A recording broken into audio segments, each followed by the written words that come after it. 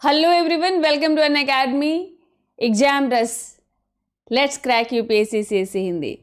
तो एग्जाम रस में आप लोगों का स्वागत है। मैं रिंकू सिंह आप लोगों का दिल से स्वागत करती हूँ। और जैसा कि आप लोग जानते हैं कि आज से आप लोगों का दिल से स्वागत करती हूँ। 1 सेकेंड। जैसा कि आप लोग जानते हैं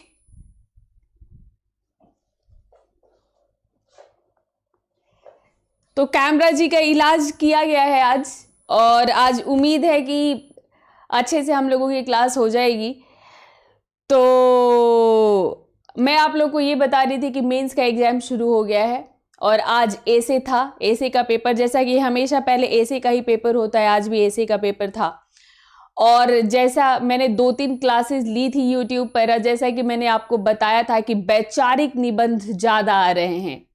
वैचारिक निबंध यानी उस तरह से जैसे कि अगर आप कह सकते हैं कि एथिकल, नैतिक, मोरल नैतिक, इस तरह के विचार वाले जो है निबंध ज़्यादा आ रहे हैं, जिसको आप रट के तैयार नहीं कर सकते। मैंने कई बार कहा कि इसको आप रट के तैयार नहीं कर सकते। इसको ऐसे को लिखने के लिए आपको अपने भीतर एक वैचारिक क्षमता, एक वैचारिक शक्ति जगाना होगा। जीवन में हमारे इर्द गिर्द जो भी चीजें हो रही हैं उस पर आपको विचार करके क्या अच्छा क्या बुरा ये सब आपको समझना होगा, तभी आप इसको कर पाएंगे। और इसके लिए मैंने स्पेशल क्लासेस भी 3-4 ली थी और 2-3 मैंने यूट्यूब पर भी सेशन लिया था, और यही बात मैंने आप लोगों को बार बार कही थी। तो आप लोगों में मतलब आप तो संभावित हो, और वो छात्र जो 2020 का ये एग्जाम दे रहे हैं उनके लिए वो सेशन जरूर बेनिफिशियल रहा होगा। और आप भी आगे बिल्कुल ध्यान दीजिए इस बात पर आपको भी ध्यान देना है। क्यों ध्यान देना है? क्योंकि ऐसे पिछले कई सालों से ये देखा जा रहा है कि इसी तरह के निबंध पूछे जा रहे हैं, बल्कि दिन पर दिन इनकी संख्या बढ़ती जा रही है। ऐसे एसेज की, है ना, बढ़ती जा रही है। और 20 में भी कुछ चेंज नहीं हुआ है। यही देखा गया है कि ऐसे ज़्यादा पूछे जा रहे हैं। ठीक है, तो चलिए फिर स्टार्ट करते हैं हम लोग क्लास की। और जैसा कि मैंने आप लोग को कल भी बताया था, मैं फिर बता देती हूँ ताकि आप लोग अपना एक टाइम टेबल बना लें मेरे सेशन के अकॉर्डिंग। तो 2021 प्रीलिम्स के लिए स्पेशल मैंने ये सीरीज शुरू किया है। 2021 प्रीलिम्स के लिए ये सीरीज मैंने शुरू किया है स्पेशली, जिसमें static, history, polity, geography, ecology and environment, ये पूरा का पूरा मैं आप लोगों का कंप्लीट कराने वाली हूँ। ठीक है, तो जिसमें हिस्ट्री की एक क्लास हो चुकी है, पॉलिटी की एक क्लास हो चुकी है, आज ज्योग्राफी की एक क्लास है, और फिर कल वापस पॉलिटी की क्लास है। तो इस तरह से ये रिपीट होती रहेंगी चीजें। ठीक है, तो इसमें पूरा का पूरा आपका मतलब जून के पहले, मतलब मेरा टारगेट ये है कि मई तक इन 5 महीनों में मैं ये पूरा कंप्लीट करा दूंगी मैं आप लोगों का। और क्योंकि इस पर मैं ये सिर्फ इस पे टारगेट मेरा ये है कि ये पूरा का पूरा फैक्चुअल रहे नेचर में, और सारे फैक्ट्स मैं आप लोगों को याद करा दूं। हालांकि जहां पर एक्सप्लेनेशन की ज़रूरत है मैं एक्सप्लेनेशन भी दे रही हूं। तो उम्मीद है कि आप लोगों को ये सीरीज पसंद आ रही होगी, और आप लोगों को इसमें कुछ भी अगर सुधार चाहिए, कुछ भी अगर आप लोगों को इसमें और एडिशनल चाहिए, तो आप लोग कमेंट सेक्शन में ज़रूर बताना। मैं उसमें और आप लोगों के अकॉर्डिंग इसको करने की कोशिश करूंगी। इसी सीरीज में, इसी में आपका जो मेरा अब नेक्स्ट है वो है आपका कि एवरी संडे, हर संडे को मैं आप लोगों को योजना और कुरुक्षेत्र की क्लास लिया करूंगी एवरी संडे। और इसमें एक चीज़ और जो मैंने आप लोगों के लिए किया है, बहुत मन से किया है मैं और मेरी टीम ने, वो आप लोगों के लिए एक टेस्ट सीरीज डिजाइन किया है हमने। जैसे आप अनअकैडमी का कॉम्बैट देते हो, बिल्कुल ये उसी तरह से है। आपको इसका लिंक मिलेगा मेरे टेलीग्राम लिंक पे, टेलीग्राम जो ग्रुप है वहां पर इसका लिंक मिलेगा। ये मेरा टेलीग्राम लिंक है। ये नेक्स्ट फ्राइडे से एवरी फ्राइडे रहेगा, या फिर आज भी एक बार जरूर विजिट कर लेना। इवनिंग तक मैं इस लिंक को शेयर करने की कोशिश करूंगी। बाकी नेक्स्ट फ्राइडे से, ठीक है, नेक्स्ट फ्राइडे से जो है ये, नेक्स्ट फ्राइडे से ये आप लोगों का बिल्कुल ही एकदम अपडेट हो जाया करेगा। मतलब ये नेक्स्ट फ्राइडे से आपका 11-12 बजे तक एवरी फ्राइडे अपडेट हो जाएगा मेरे टेलीग्राम ग्रुप में। और आप वहाँ पर जैसे ही उस लिंक को प्रेस करेंगे पूरा का पूरा टेस्ट खुल जाएगा। और जैसे ही आप पूरा टेस्ट देकर सबमिट करेंगे आपको सेम टाइम आपको अपना मार्क्स भी पता चल जाएगा कि आपने कितना सही किया है और कितना गलत किया है। ठीक है, कितना सही किया है कितना गलत किया है ये भी आपको सेम टाइम पता चल जाएगा। एक सेकेंड।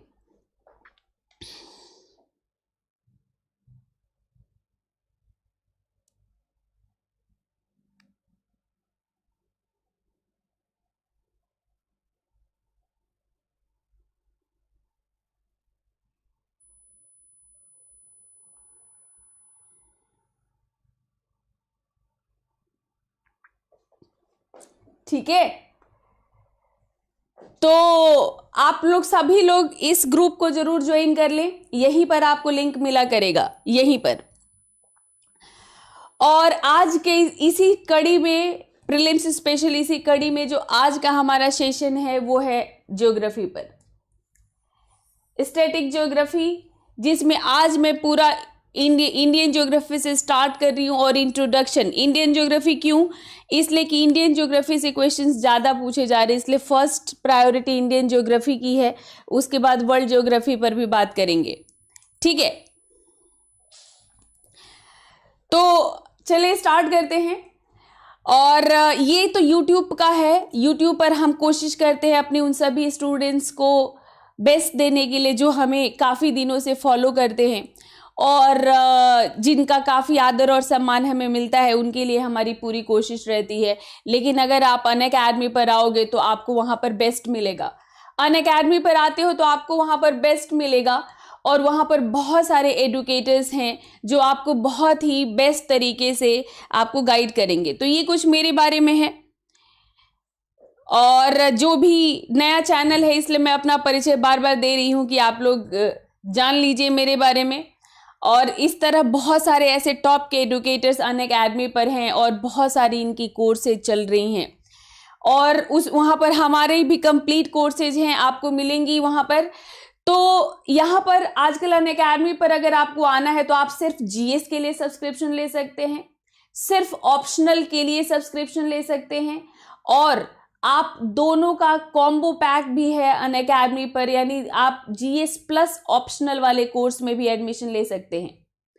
तो जीएस प्लस ऑप्शनल वाला बेस्ट है एकदम, उस कोर्स को ज्वाइन कीजिए। मैं सबका फीस एक बार जल्दी से आप लोगों को बता देती हूँ, क्योंकि भाई आपको भी उसके हिसाब से अपनी प्लानिंग करनी होगी।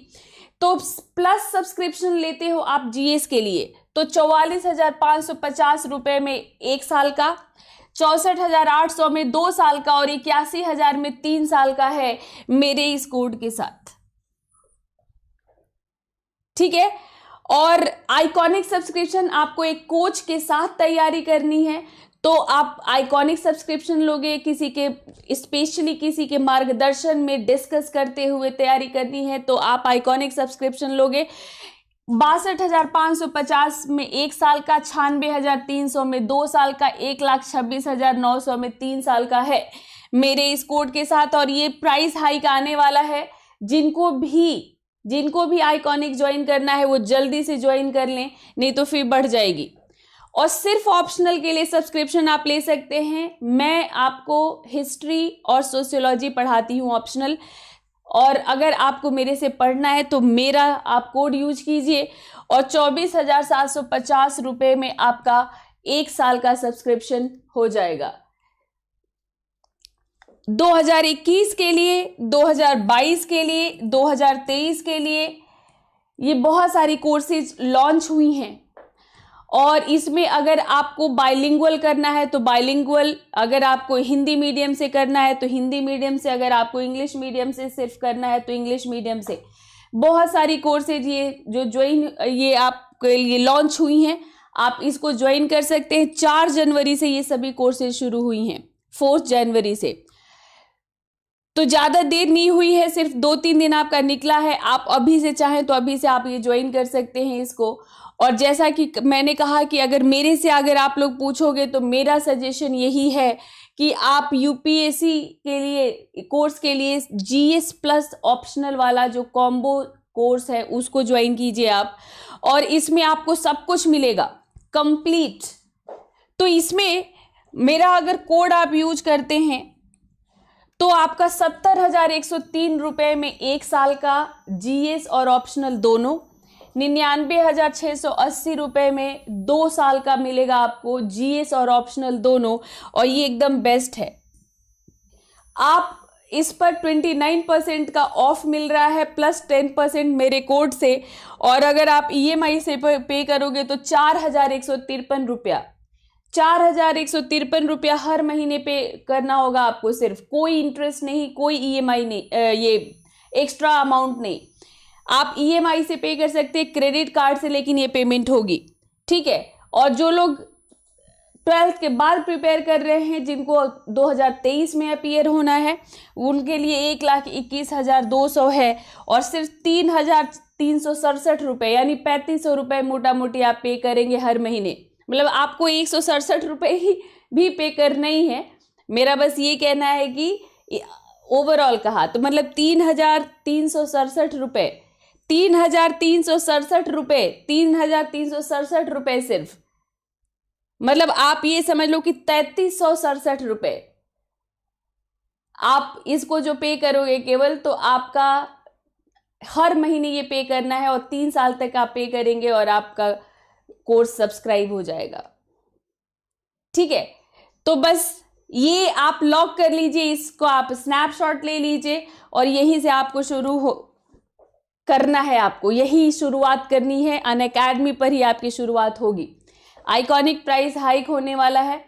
और टेलीग्राम लिंक देख लीजिए आप, मेरा टेलीग्राम लिंक है ये, जहां पर आपको मेरे सेशन का पीडीएफ मिलेगा। और वहीं पर आपको टेस्ट सीरीज जो स्टार्ट होने वाला है मेरा फ्राइडे से, वो भी वहीं पर मिलेगा।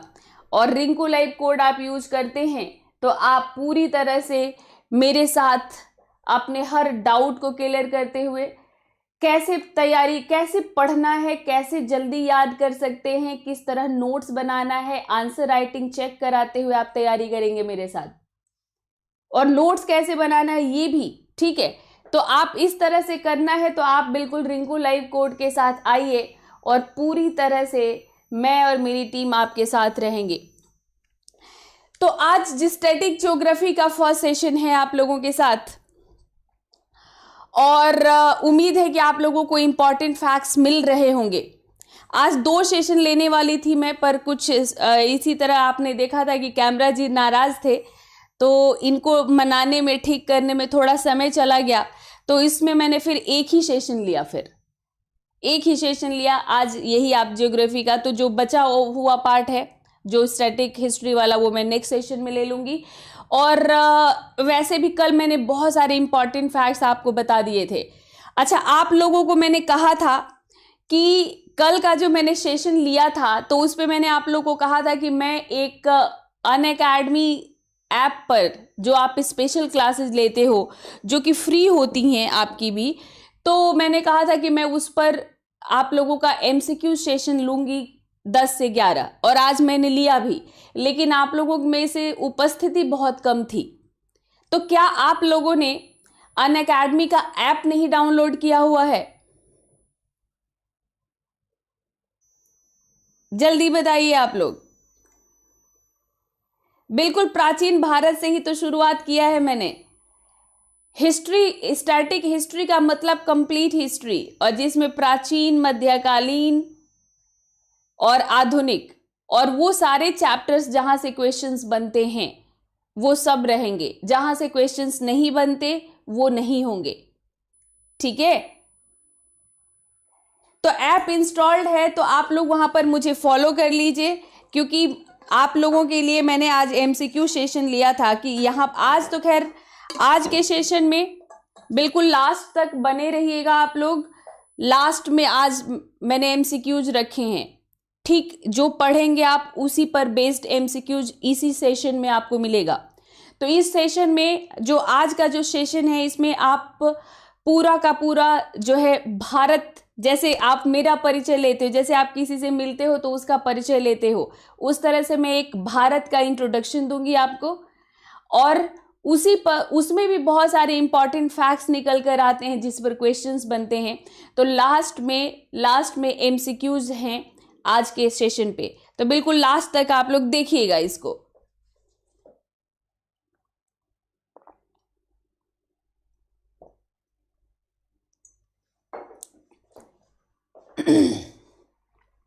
ठीक है, तो सबसे पहले भारत, इंट्रोडक्शन ऑफ इंडिया। तो भारत का एक परिचय जिसको भारत को कहते हैं सिंधु घाटी सभ्यता। आप कहते हो ना कि सिंधु घाटी सभ्यता जो है ये मतलब भारतीय सभ्यता और संस्कृति की जननी मानी जाती है, यानी भारत का ओल्डेस्ट सिविलाइजेशन। देखो हिस्ट्री को हिस्ट्री में ऐसे अगर आप इंटरलिंक करके पढ़ना शुरू कर दोगे तो आपकी सारी समस्या सॉल्व हो जाएगी। तो यहीं से ये शुरुआत होती है भारत के परिचय का, और जिसका प्राचीन नाम आर्यावर्त रखा गया क्योंकि उसके बाद आर्य आए थे भारत में। कहा जाता है कि भारत की सभ्यता को आर्यों ने बसाया, तो ब्रह्मावर्त, आर्यावर्त, ठीक है। तो उत्तर भारत में निवास करने वाले लोगों के नाम पर इसका रखा गया। मैं आपको एनसीईआरटी में पढ़ा चुकी हूं कि किस तरह से भारत का नाम भारत पड़ा। तो ऋग्वेद में जो 5 जनों का उल्लेख आता है, पंचजन, उसमें जो भरत जन थे, भरत जन के नाम पर भारत का नाम भारत पड़ा क्योंकि ये उत्तर पश्चिम में निवास करते थे, तो उनके नाम पर भारत का नाम भारत पड़ा। और बाद में बौद्ध काल में जब हम लोग आते हैं तो इसको जम्बो द्वीप की संज्ञा दे दी गई थी। बौद्ध धर्म के उदय के बाद इसको जम्बो द्वीप की संज्ञा भी दी गई। और बाद में फिर जब यहाँ पर यूनानी और ईरानी आए तो फिर इसको लोग सिंधु को इंडू कहने लग गए और इंडू से बन गया इंडिया। तो ये भारत का जो 3 नाम है, भारत, इंडिया और हिंदुस्तान, तो इंडू से ही हिंदू भी निकला और इंडू के उस तरफ वाले स्थान को हिंदुस्तान कहा जाने लग गया। तो इस तरह से ये 3 नाम मिले थे भारत को। और भारत का, क्योंकि ये ज्योग्राफी है तो हमारा पूरा फोकस भारत के भौगोलिक परिचय पर रहेगा।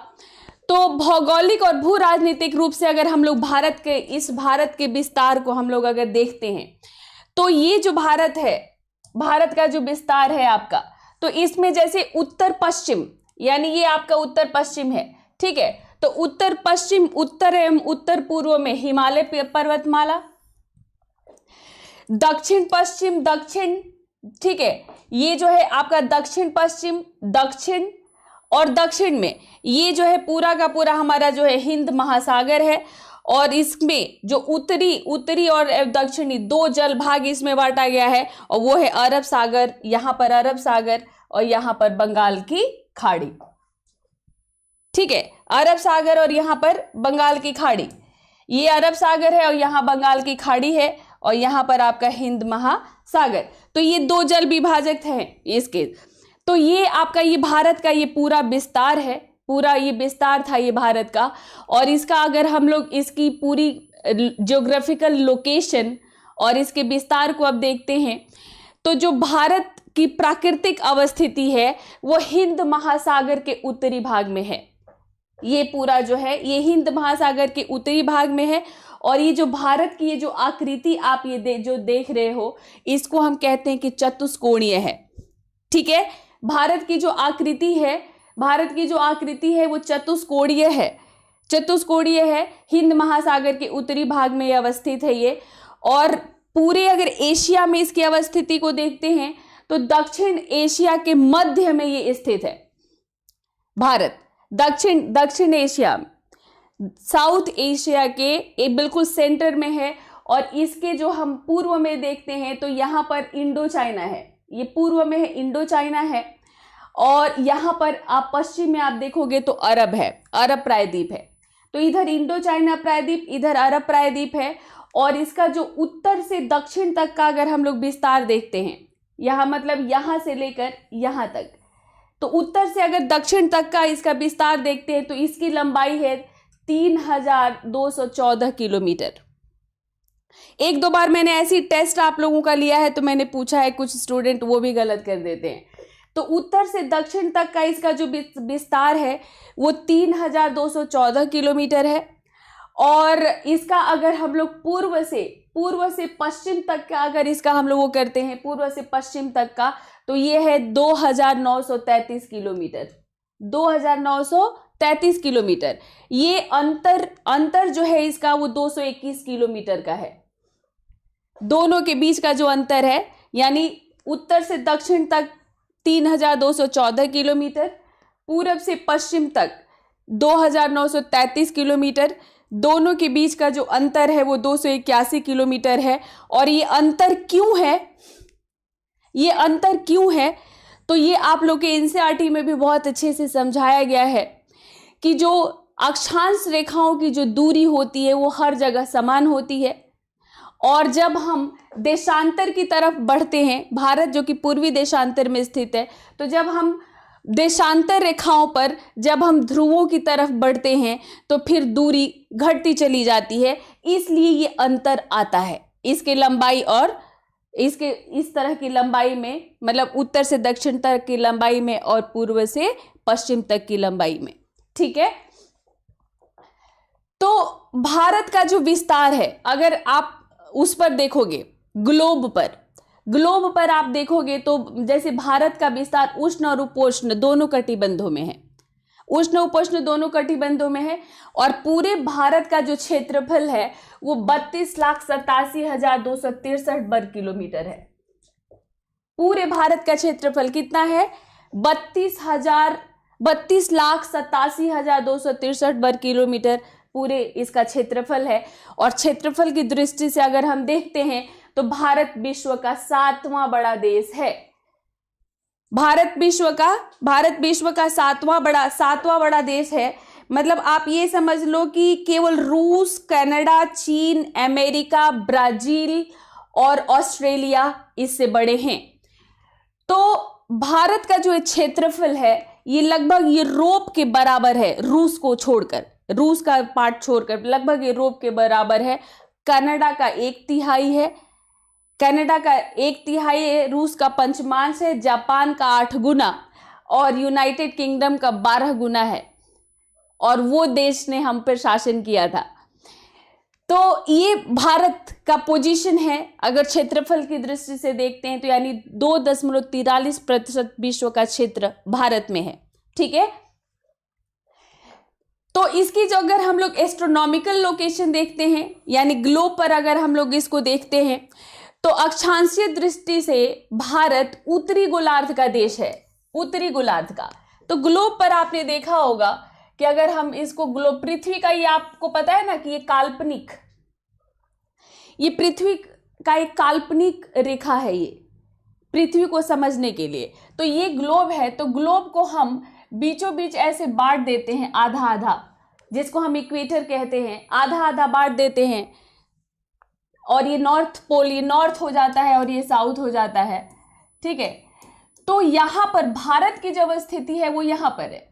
तो भारत जो है, भारत उत्तरी गोलार्ध का देश है, यानी नॉर्थ की उत्तरी गोलार्ध का देश है भारत। और इसका देशांतरीय दृष्टि से ये पूर्वी गोलार्ध में पड़ता है, क्योंकि ये जो आपको पता है कि ये देशांतर लाइंस होती हैं, तो ये यहाँ पर ये ईस्ट हो जाता है और ये वेस्ट हो जाता है। तो भारत की अवस्थिति जो यहाँ पर है, तो ये क्या हो जाता है, ये फिर ये पूर्वी गोलार्ध में मध्यवर्ती स्थिति रखता है। ये पूर्वी जो है, ये जो है आपका क्या है कि उत्तरी गोलार्ध का देश है और पूर्वी देशांतर उस पर पोजीशन देखे तो पूर्वी में जो है ये मध्यवर्ती स्थान रखता है। तो इतना तो आपको पता होगा, ये सिर्फ मैं आप लोगों को याद दिला रही हूं और वो स्टूडेंट जो पहली बार पढ़ रहे हैं उनके लिए। तो इसकी मुख्य भूमि का जो अक्षांशीय विस्तार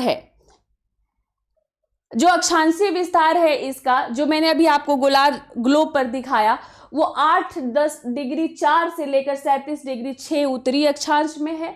और जो देशांतरीय विस्तार है, ये वाला जो देशांतरीय विस्तार है, वो 68 डिग्री 7 से 97 डिग्री 25 पूर्वी देशांतर के मध्य में इसका ग्लोब पर स्थिति है। जैसे पूरे विश्व को ग्लोब समझकर जब बांटा जाता है तो इसका ये पोजीशन आता है।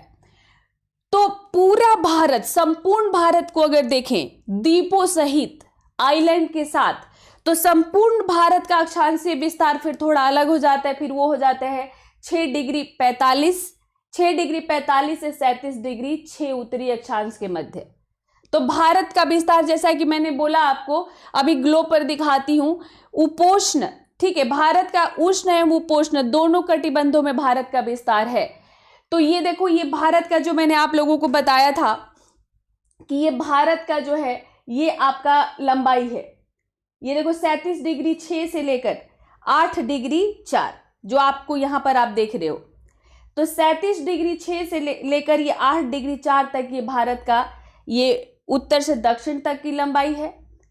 और यहाँ पर ये जो है आपका ये पूर्व से लेकर के ये पश्चिम तक की ये लंबाई है, ठीक है। और ये जो देख रहे हो 82.5 डिग्री ये मानक याम्योत्तर है, जिससे भारत का टाइम भी डिसाइड होता है। ये भारत का मान्योत्तर है, जो कि मतलब इलाहाबाद में नैनी से निकल गुजरते हुए भारत के 5 राज्यों से गुजरता है। यह भी आपको मैं दिखाऊंगी इसको, ठीक है।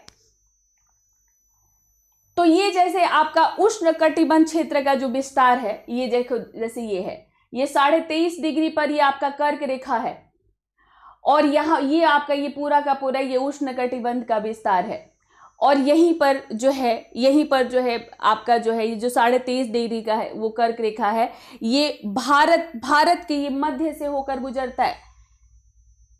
तो भारत के कुल 8 राज्यों से, मतलब ये भारत के मध्य से होकर के ये कर्क रेखा गुजरता है। इसीलिए भारत को हम कहते हैं कि ये जो है ये उपोष्ण और उष्ण दोनों कटिबंधों में ये आपका पड़ता है,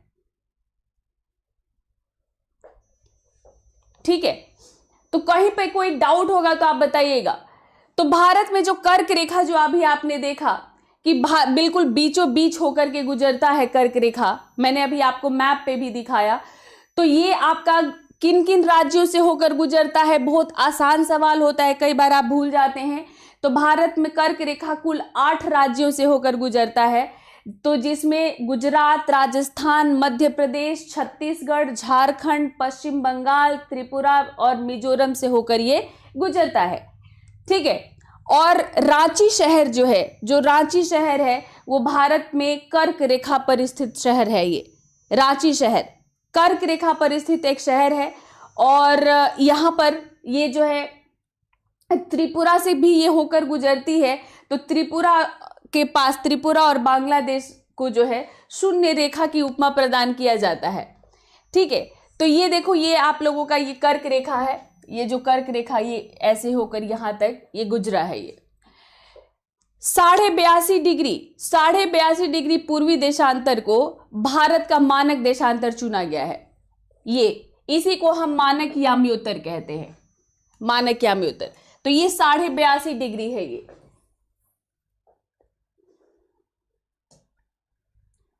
तो 82.5 डिग्री पूर्वी देशांतर को भारत का मानक देशांतर चुना गया है। और इसी से यही भारत का मानक समय प्रदान करता है। भारत का जो मानक समय है वो यही से निर्धारित होता है। तो ये जो याम्योत्तर है ये प्रयागराज, जो कि इलाहाबाद हुआ करता था, प्रयागराज के नैनी से होकर ये गुजरता हुआ ये भारत के 5 राज्य, तो 5 राज्य यानी उत्तर प्रदेश, नैनी में है उत्तर प्रदेश, मध्य प्रदेश, छत्तीसगढ़, ओडिशा और आंध्र प्रदेश, ठीक है। यहां से ये उत्तर प्रदेश हुआ, ठीक है। फिर उत्तर प्रदेश, फिर ये मध्य प्रदेश, फिर यहाँ पर छत्तीसगढ़ हुआ, फिर यहाँ पर ये ओडिशा हो गया, और फिर यहाँ पर ये आंध्र प्रदेश, और यहाँ से आंध्र प्रदेश से अब ये बाहर आ गया। तो ये कुल मिलाकर ये 5 राज्यों से मुख्य जो है हमारा जो याम्योत्तर है, देशांतर रेखा जो है हमारा ये 82.5 डिग्री का गुजरता है।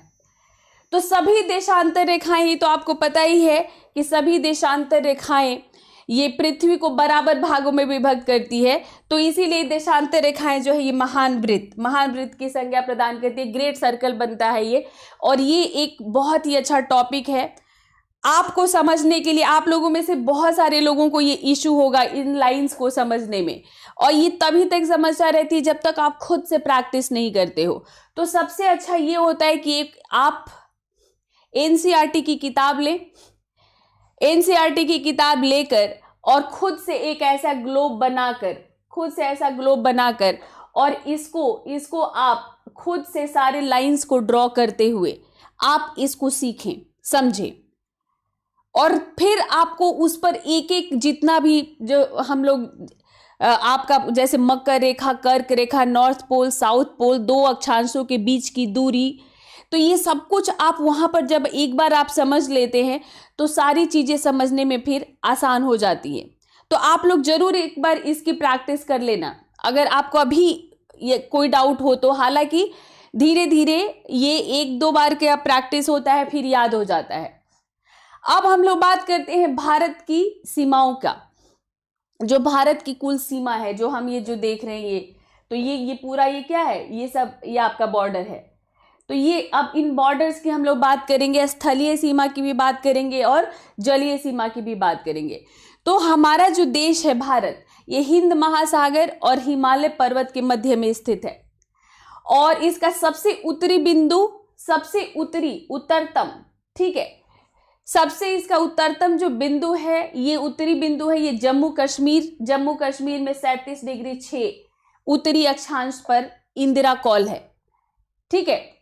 और अगर इसका मुख्य भूमि का दक्षिणतम बिंदु की बात करें तो ये 8.4 पर जो है ये उत्तरी अक्षांश पर स्थित है। ये कन्याकुमारी या केप कैमोरिन अंतरीप माना जाता है इसको, ये तमिलनाडु राज्य में स्थित है।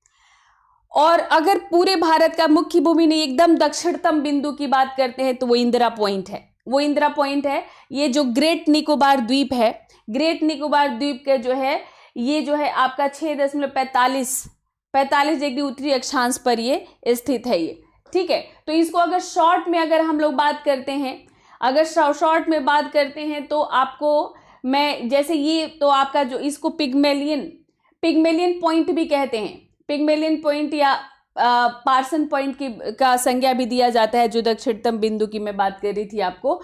और पश्चिमी बिंदु को जो गुजरात में गौरा माता है, गौरा माता, या इसको गुहार मोती भी कहते हैं, जो ये पश्चिमी बिंदु है। और इसका पूर्वोत्तम बिंदु अरुणाचल प्रदेश में किबिथु है। तो इसी को मैं शॉर्ट में अभी आपको जो मैंने कहा कि इसी को शॉर्ट में अगर हम लोग बात करते हैं तो शॉर्ट में बात करते हैं तो आप ऐसे इसका चतुर्दिक जो पूरा अंतिम सीमा बिंदु है, तो दक्षिण में, ठीक है, दक्षिण में इंदिरा पॉइंट ग्रेट निकोबार द्वीप 6.45 डिग्री, उत्तरतम बिंदु इंदिरा कॉल जम्मू एंड कश्मीर, उत्तरतम बिंदु इंदिरा कॉल हो गया। और इसी में आपका पश्चिमोत्तर जो पश्चिमोत्तम है वो पश्चिमोत्तम बिंदु है आपका गुहार मोती गुजरात, और पूर्वोत्तर हो जाता है आपका किबिथु अरुणाचल प्रदेश। तो इसको अगर भारत को हम अगर ऐसे करते हैं तो ये नॉर्थ, साउथ, ईस्ट और वेस्ट, तो ये आपका इंदिरा कॉल हो गया, और ये इंदिरा पॉइंट हो गया कन्याकुमारी। और ये आपका जो ये यहाँ पर जो आता है ये अरुणाचल प्रदेश में किबिथु हो गया, और यहाँ पर हो गया आपका ये गुहार माता गुजरात, ठीक है। तो ये बहुत छोटी छोटी चीजें हैं, लेकिन हम जब बड़ी बड़ी चीजें पढ़ने लग जाते हैं तो भूल जाते हैं, और कई बार बहुत इजीली यहीं से क्वेश्चन निकल जाता है। तो स्थलीय सीमाओं में भारत की कुल लंबाई जो है, स्थलीय लंबाई जो है भारत की कुल 15,200 किलोमीटर है, 15,200 किलोमीटर। और भारत के उत्तर पश्चिम में पाकिस्तान, अफगानिस्तान है, उत्तर में चीन है, चीन, नेपाल, भूटान, और पूर्व में म्यांमार और बांग्लादेश है। अगर पूरे भारत का ऐसे हम लोग अगर देखते हैं तो आप ये अगर जब भी अगर समझना हो तो हमेशा ऐसे समझना चाहिए। तो नॉर्थ, साउथ, ईस्ट और वेस्ट, तो ये आप ये देख पा रहे हैं, यहाँ पर आपका बांग्लादेश है, ठीक है, बांग्लादेश है, म्यांमार है, बांग्लादेश, म्यांमार, और अगर हम लोग इसको बात करते हैं उत्तर में, तो उत्तर में ये आपका यहाँ ये तो इतना बड़ा आपका चीन दिख रहा है, नेपाल है और भूटान है। अगर इसको हम लोग पश्चिम में देखते हैं तो यहाँ पाकिस्तान और अफगानिस्तान आ जाता है। तो ये भारत के क्या हैं, ये आपके भारत के पड़ोसी देश हैं।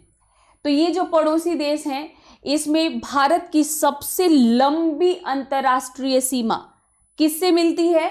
तो सबसे लंबी अंतर्राष्ट्रीय सीमा मिलती है ये बांग्लादेश से। ठीक है, ये बांग्लादेश से मिलती है। ऐसे देखोगे तो ये मतलब आपको ये बड़ा लगता है ये वाला, लेकिन अगर इसको घुमा के देखोगे तो ये ज्यादा बड़ा, मतलब ये ज्यादा बड़ा निकलता है।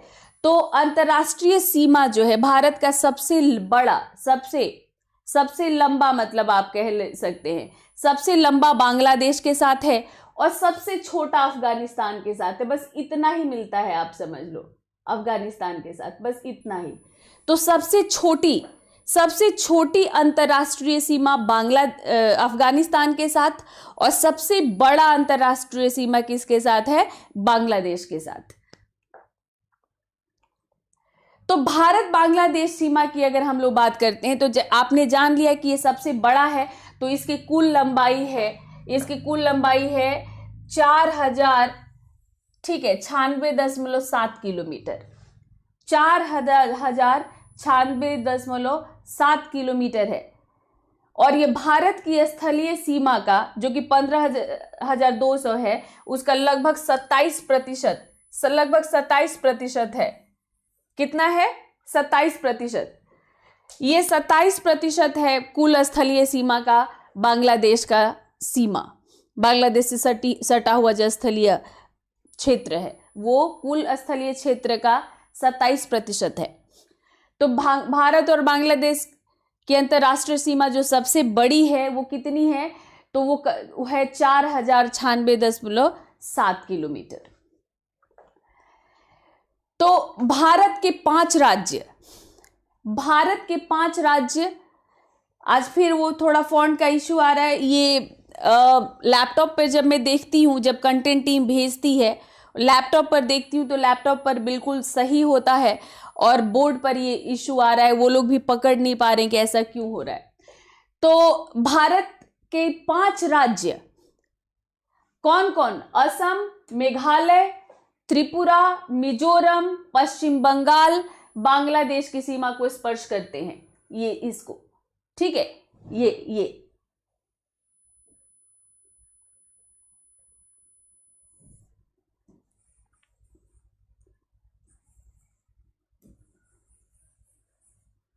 ये है आपका, ठीक है। तो इसको कुल 5 राज्य, असम, मेघालय, त्रिपुरा, मिजोरम, पश्चिम बंगाल और बांग्लादेश, ये जो है बांग्लादेश की सीमा से, और बांग्लादेश नहीं मतलब बांग्लादेश से। तो ये 5 राज्य, असम, मेघालय, त्रिपुरा, मिजोरम और पश्चिम बंगाल, ये बांग्लादेश की सीमा को स्पर्श करते हैं। और सबसे जो है इन पांचों राज्यों में सबसे लंबी जो सीमा है वो देखो, ये वेस्ट बंगाल है। तो सबसे लंबी सीमा वेस्ट बंगाल की मिलती है। 5 राज्यों में सबसे लंबा जो बॉर्डर है बांग्लादेश के साथ वो है आपका वेस्ट बंगाल का, और वो है आपका 2217 किलोमीटर। 2217 किलोमीटर की लंबाई है बॉर्डर की बांग्लादेश और पश्चिम बंगाल का। तो आपको तो पता ही है, अगर थोड़ा सा हिस्ट्री में आप लोग घुसोगे तो आपको पता ही है कि ये बंगाल प्रांत था और कर्जन ने 1905 में बांटा था। 1905 में कर्जन ने बांटा था पूर्वी बंगाल और पश्चिमी बंगाल। खैर बहुत विरोध हुआ, स्वदेशी आंदोलन हुआ उसके लिए, और अंत में 1911 में फिर इसको कंबाइन कर दिया गया था। लेकिन फिर फाइनली क्या हुआ, ये बंटवारा में चला गया पाकिस्तान के हिस्से में। तो 1947 में जब देश का बंटवारा हुआ तो ये पाकिस्तान के हिस्से में चला गया। अच्छा, किस सेंस से पाकिस्तान ने इसको लिया था? खैर उस समय वही में जो वो पॉपुलेशन में, जैसे कहाँ मुस्लिम जनसंख्या का प्रतिशत ज्यादा है, इसी के आधार पर बांग्लादेश को उसने लिया था। पर अगर आप पूरा बॉर्डर देखोगे तो यहाँ है पाकिस्तान पूरा, और यहाँ है ये बांग्लादेश, और ये पाकिस्तान का मतलब ये बिल्कुल उल्टा ही था, एक तरह से एकदम अलग से कटा हुआ। तो 71 में ये भी जो है अलग हो गया। तो 71 से 1971 से अब ये बन गया बांग्लादेश। और ये डिजर्व करता था, है ना, ये डिजर्व करता था। ये इकलौता सा, ये छोटा सा इसके बीच में ये देश है बांग्लादेश, और ये अपना एक छोटा सा देश अब खुश है। पाकिस्तान जितना तो खैर यहाँ पर डिस्टर्बेंस नहीं है। तो इससे हमारे 5 राज्यों की सीमाएं मिलती हैं, क्योंकि सबसे लंबी अंतर्राष्ट्रीय सीमा है।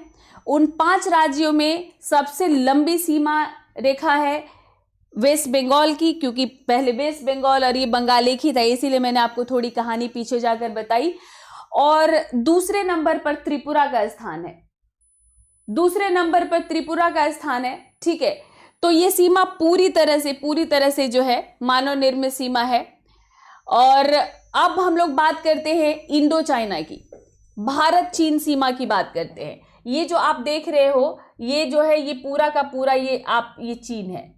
तो यहां से इसका भारत, मतलब ऊपर से आप छोड़ दो, इसकी ये शुरू होता है यहां से, मतलब यहां से एक तरह से इसका शुरू हो जाता है भारत के साथ, यहां से। तो ये पूरा आप ये समझ लो कि ये चीन है। तो यहां तो ये नेपाल आ गया, पर यहां तक ये टच करता है। और फिर वापस जब हम आते हैं तो फिर यहां से इसकी शुरुआत हो जाती है, यहां से इसका हो गया। इसके बाद फिर जब हम लोग यहां पर आते हैं तो ये भारत का ये जो पूर्वोत्तर है, ये फिर यहां से ये टच करने लग जाता है। तो ये पूरा का पूरा ये जो है ये आपका इंडो चाइना का ये बॉर्डर है, ये आपका हमारा। तो इसमें जो है ये सीमा ये जो सीमा जो मैंने आपको ऐसे खींच के बताया, बीच में भूटान आ जाता है, फिर वापस यहाँ से शुरू होता है। तो ये यहाँ तक ऐसे। तो ये जो है ये पूरी की पूरी जो इसकी लंबाई है ये है 3488 किलोमीटर। तो भारत और चीन का बॉर्डर जो है उसकी पूरी लंबाई कितनी है? 3488 किलोमीटर है। और ये प्राकृतिक सीमा है, और ये भारत की दूसरी सबसे लंबी सीमा है। बांग्लादेश के बाद किसी देश से भारत का सीमा रेखा जो सबसे बड़ा है तो वो है चीन के साथ। तो 3488 किलोमीटर इसका बॉर्डर की लंबाई है। और इस सीमा को भी मतलब भारत के 5 राज्य और केंद्र शासित प्रदेश इससे मिलते हैं। तो इसमें अगर आप यहाँ पर देख पा रहे हो कि यहाँ पर आपका जो है आ गया, सबसे पहले लेह लद्दाख आ गया, ठीक है, लेह लद्दाख आ गया। उसके बाद लेह है, ये आपका ये कारगिल, लेह, ये सारा। और फिर इसके बाद आते हो तो यहाँ पर आ गया हिमाचल प्रदेश, और हिमाचल प्रदेश के बाद फिर आ गया आपका उत्तराखंड। हिमाचल प्रदेश उत्तराखंड के बाद अब नेपाल आ गया है बीच में, तो टूट गई सीमा। फिर उसके बाद जब यहाँ पर हम लोग आगे बढ़ते हैं तो यहाँ पर आ जाता है सिक्किम, और सिक्किम के बाद फिर आ जाता है अरुणाचल प्रदेश, ठीक है। तो ये यहाँ पर इससे भी हमारे जैसे केंद्र शासित प्रदेश और राज्य, जैसे हिमाचल प्रदेश और उत्तराखंड राज्य हो गया आपका, हिमाचल प्रदेश, उत्तराखंड, सिक्किम, अरुणाचल प्रदेश और लद्दाख जो है हमारा क्या हो गया आपका केंद्र शासित प्रदेश हो गया। तो ये भारत चीन की सीमा थी। तो इस सीमा की सर्वाधिक जो लंबाई है वो है यहाँ पर, सर्वाधिक लंबाई जो आप देख रहे हो वो कहाँ पर है? यहाँ पर, ये सर्वाधिक लंबाई है। तो ये जो है ये अरुणाचल प्रदेश है। इसीलिए पहला जो 1962 में जो चीन ने हमला किया था तो वो उसने अरुणाचल प्रदेश यहीं पर आया था वो, और नेफा को पूरा कैप्चर कर लिया था। तो ये अरुणाचल प्रदेश को वो तिब्बत का अंग मानता है। जो चीन है वो अरुणाचल प्रदेश को भारत का नहीं मानता, वो तिब्बत का अंग मानता है अरुणाचल प्रदेश को। तो ये जो है इसको लेकर हमेशा विवाद चलता रहता है। तो अगर इसको पूरी तरह से अगर हम लोग इसको देखें तो हम इसको 3 भाग में विभक्त कर सकते हैं। जो चीन के साथ जो सीमा रेखा है उसको हम तीन भाग में विभक्त कर सकते हैं। तो पश्चिमी सीमा है यहाँ पर, ठीक है। तो ये जो है ये जम्मू कश्मीर को चीन के सिकियांग प्रांत से अलग करता है। जम्मू कश्मीर को चीन के सिकियांग प्रांत से ये अलग करता है, ये पश्चिम में, ठीक है। और फिर जो मध्यवर्ती सीमा की बात करते हैं तो यहां पर ये हो जाता है मध्यवर्ती सीमा, यहां पर। तो ये जो मध्यवर्ती सीमा है यहां पर हो जाता है हिमाचल प्रदेश और उत्तराखंड। तो हिमाचल प्रदेश और उत्तराखंड को ये स्पर्श करता है। और उसके बाद हम लोग फिर यहां पर आ जाते हैं, जो कि ये है आपका अरुणाचल प्रदेश। मतलब यहाँ छोटा सा सिक्किम है और फिर यहाँ पर आ जाता है अरुणाचल प्रदेश। ये तो जैसा कि मैंने बताया कि ये दक्षिणी तिब्बत का ये अंग मानता है इसको, अभी तक चल ही रहा है इस पे। भारत पाकिस्तान सीमा की अगर हम लोग बात करते हैं तो भारत पाकिस्तान सीमा का विस्तार 3323 किलोमीटर है।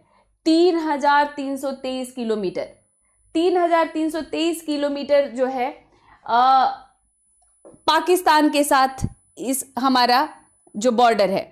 अच्छा, इसको हम लोग कहते हैं, जो भारत और चीन का जो बॉर्डर है उसको मैकमोहन रेखा कहते हैं, मैकमोहन रेखा। और जो भारत और पाकिस्तान का जो बॉर्डर है उसको हम कहते हैं रेड क्लिफ रेखा कहते हैं, रेड क्लिफ लाइन। तो ये सर रेड क्लिफ ने खींचा था तो इसको रेड क्लिफ लाइन कहते हैं। तो ये जो 3323 किलोमीटर का ये जो बॉर्डर है, ये जम्मू कश्मीर, राजस्थान, लद्दाख, पंजाब, गुजरात, इसको स्पर्श करता है। ये वाला जो बॉर्डर है आपका, ये रेड क्लिफ लाइन है ये आपका, ठीक है। तो इसको स्पर्श करता है। 1947 में रेड क्लिफ ने इसको कहते हैं कि इनको लगभग 3 महीने से ज्यादा का समय दिया गया था बॉर्डर का निर्धारण करने के लिए, और इन्होंने पूरा टाइम पास किया था। जो पैसा वैसा दिया गया था उसको भी ऐसे ही खा पी कर उड़ाया था, और फिर एक दिन भारत का नक्शा लिया था और एक ऐसे लाइन उन्होंने ऐसे खींच दी थी। मतलब ये लाइन लोगों के आंगन से गुजरी थी, लोगों के आंगन से, ठीक है। तो ये पूरी तरह से क्या है, पूरी तरह से विवादित रेखा है, पूरी तरह से, मतलब एक तरह से आप कह सकते हो सुपर इम्पोज्ड, इंसान द्वारा बनाया गया रेखा है, ये रेखा है ये। और इसके कारण जो है 1948 जैसी आज़ादी के तुरंत बाद आपने देखा जो पीओके है उसी समय चला गया था ना पाकिस्तान के पास। 1965, 71 और फिर 1999, ये जो है कुल 4 बार दोनों देशों के मध्य युद्ध हो चुका है, और ये युद्ध भी निर्णायक नहीं हुए, ये युद्ध भी निर्णायक नहीं हुए। और विवाद का मुख्य मुद्दा क्या है, तो एक तो है ये कश्मीर का इतिहास आप जानते हैं। राजा हरि सिंह ने जब अंत में विलय पत्र पर साइन किया तभी पाकिस्तान ने हमला कर दिया घुसपैठिए के रूप में, घुसपैठिए के रूप में ही उसने 1999 में भी किया था। और उसने पाकिस्तान, जो अभी कश्मीर भारत के पास है, उससे बड़ा हिस्सा उसने ले लिया, जिसको हम कहते हैं पीओके, पाकिस्तान ऑक्यूपाइड कश्मीर। तो अब पाकिस्तान चाहता है कि जो बचा हुआ कश्मीर है भारत के पास वो भी उसको मिल जाए, और भारत ये चाहता है कि ये जो पीओके जो चला गया उनके पास, पाकिस्तान के पास, वो हमको मिल जाए। तो ये मुद्दा है एक कश्मीर का। इसके साथ साथ सियाचिन ग्लेशियर भी एक मुद्दा है, जो कि एक सामरिक बॉर्डर है। सियाचिन ग्लेशियर भी एक मुद्दा है, और इसके साथ साथ इसका यहाँ पर जो गुजरात के पास जो यहाँ पर इसका टच होता है, गुजरात के पास यहाँ पर, वो है कच्छ का रण, एक दलदली एरिया है।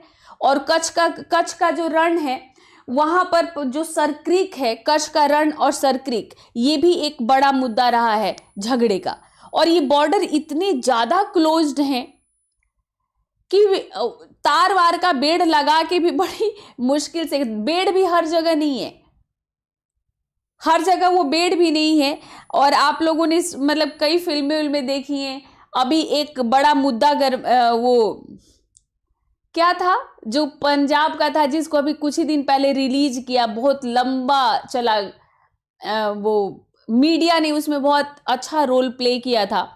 लास्टली पाकिस्तान को छोड़ना पड़ा उसे, बेचारे की बकरी या भेड़ चला गया था बॉर्डर की उस तरफ।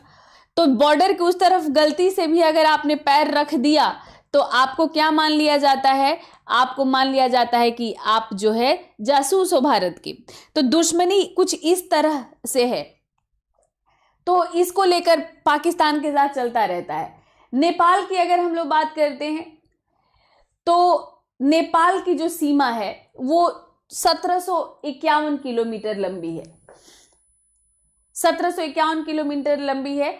और ये जो है मतलब पश्चिम में नेपाल, तिब्बत, उत्तराखंड, त्रिसंधि से प्रारंभ होकर पूरब में सिक्किम तक ये जाती है। तो ये देखो ये बॉर्डर है, आप पूरी तरह से यहाँ पर आप देख पाओगे, ये यहाँ से शुरू हो गया। तो ये है आपका उत्तराखंड, ये उत्तराखंड हो गया। अब फिर ये हो गया आपका उत्तर प्रदेश, ये उत्तर प्रदेश के बाद ये हो गया आपका बिहार, ये बिहार हो गया।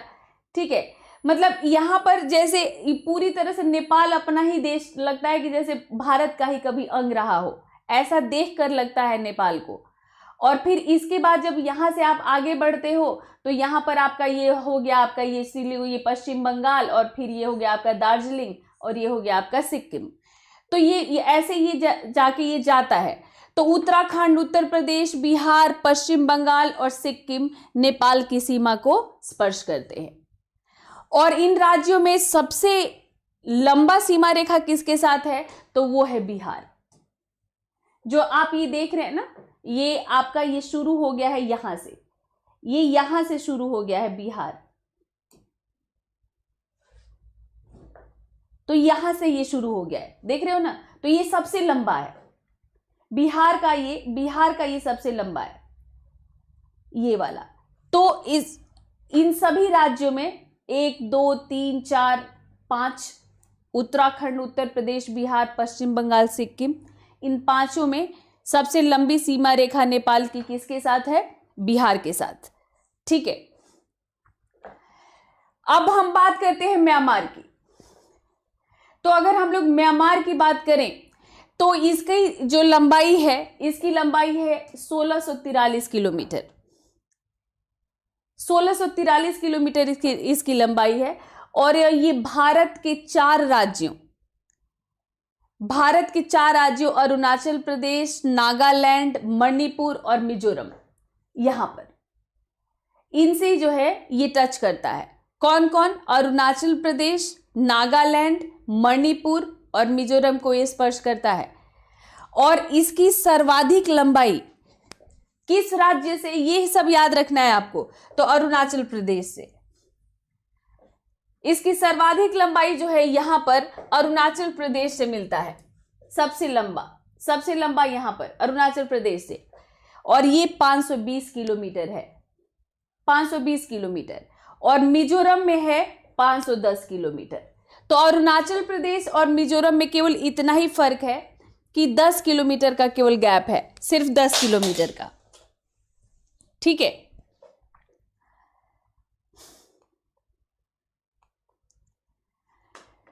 तो म्यांमार का जो है अराकान और यामा पर्वत भारत और म्यांमार के मध्य प्राकृतिक सीमा का निर्माण करते हैं। ये प्राकृतिक सीमा का निर्माण करते हैं ये पूरी तरह जो है अराकान और यामा पर्वत।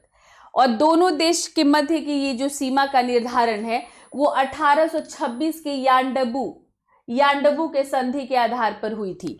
तो यांडबू की संधि सुना है आप लोगों ने इतिहास पढ़ा होगा। तो इतिहास में आप लोगों ने एंग्लो बर्मा वॉर पढ़ा है। एंग्लो बर्मा वॉर जो कि 1814 से शुरू हुआ था। और ये बर्मा जो ब्रिटिशर्स थे उनको बर्मा में लालच क्या था, बर्मा का जंगली जो संसाधन था, क्योंकि उस समय रेलवे लाइन बिछ रही थी। और रेलवे लाइन जो अंग्रेजी उपनिवेश थे वहां तो बिछ ही रही थी, उनको उस समय उनका विस्तार इंग्लैंड में भी हो रहा था। तो उनको रेलवे स्लीपर्स के लिए लकड़ियां चाहिए थी और साथ साथ उद्योगों की भी स्थापना हो रही थी। तो उद्योगों के लिए भी लकड़ियां चाहिए थी, है ना, उद्योगों के लिए भी लकड़ियां चाहिए थी। तो इसके लिए इन लोगों ने क्या किया कि मतलब इनको बर्मा से ऐसी कुछ खास दुश्मनी नहीं थी इनकी, लेकिन इन लोगों ने किया क्या कि मतलब अब इनको तो चाहिए था, इनको किसी भी तरह बर्मा भी चाहिए था इनको।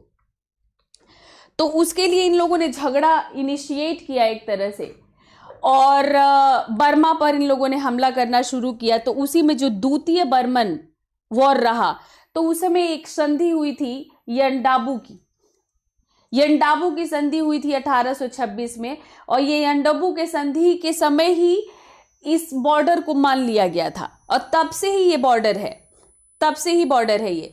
और फिर इसका सही निर्धारण 10 मार्च 1967 की द्विपक्षीय संधि के द्वारा हो गया था। तो बर्मा के साथ भारत का ठीक ठाक रिलेशन रहा है।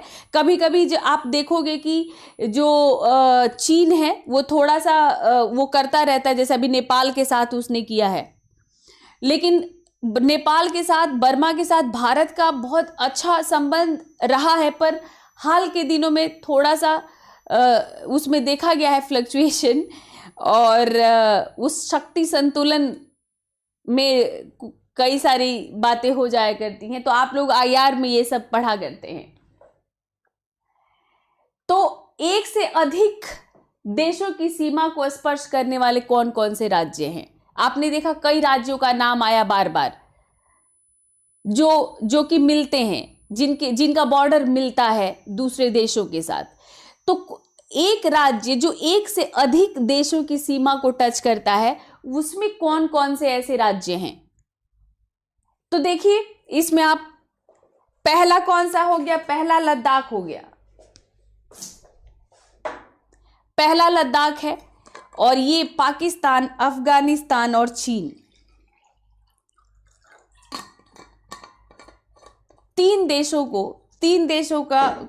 को इसका जो है बॉर्डर टच करता है, 3 देशों को। पीडीएफ वहीं पर मिलेगा। तो देखिए, आप लोगों को जो है एक सलाह मैं देती हूं, अभी ये तब तक आप लोग इस टेबल को देखिए। पानी कभी भी खड़े होकर नहीं पीना चाहिए। मतलब बाबा रामदेव ही नहीं, बहुत सारे योग के लोग कहते हैं पानी हमेशा बैठ कर पियो। तो बस इसीलिए आप लोगों से 1 मिनट का ब्रेक।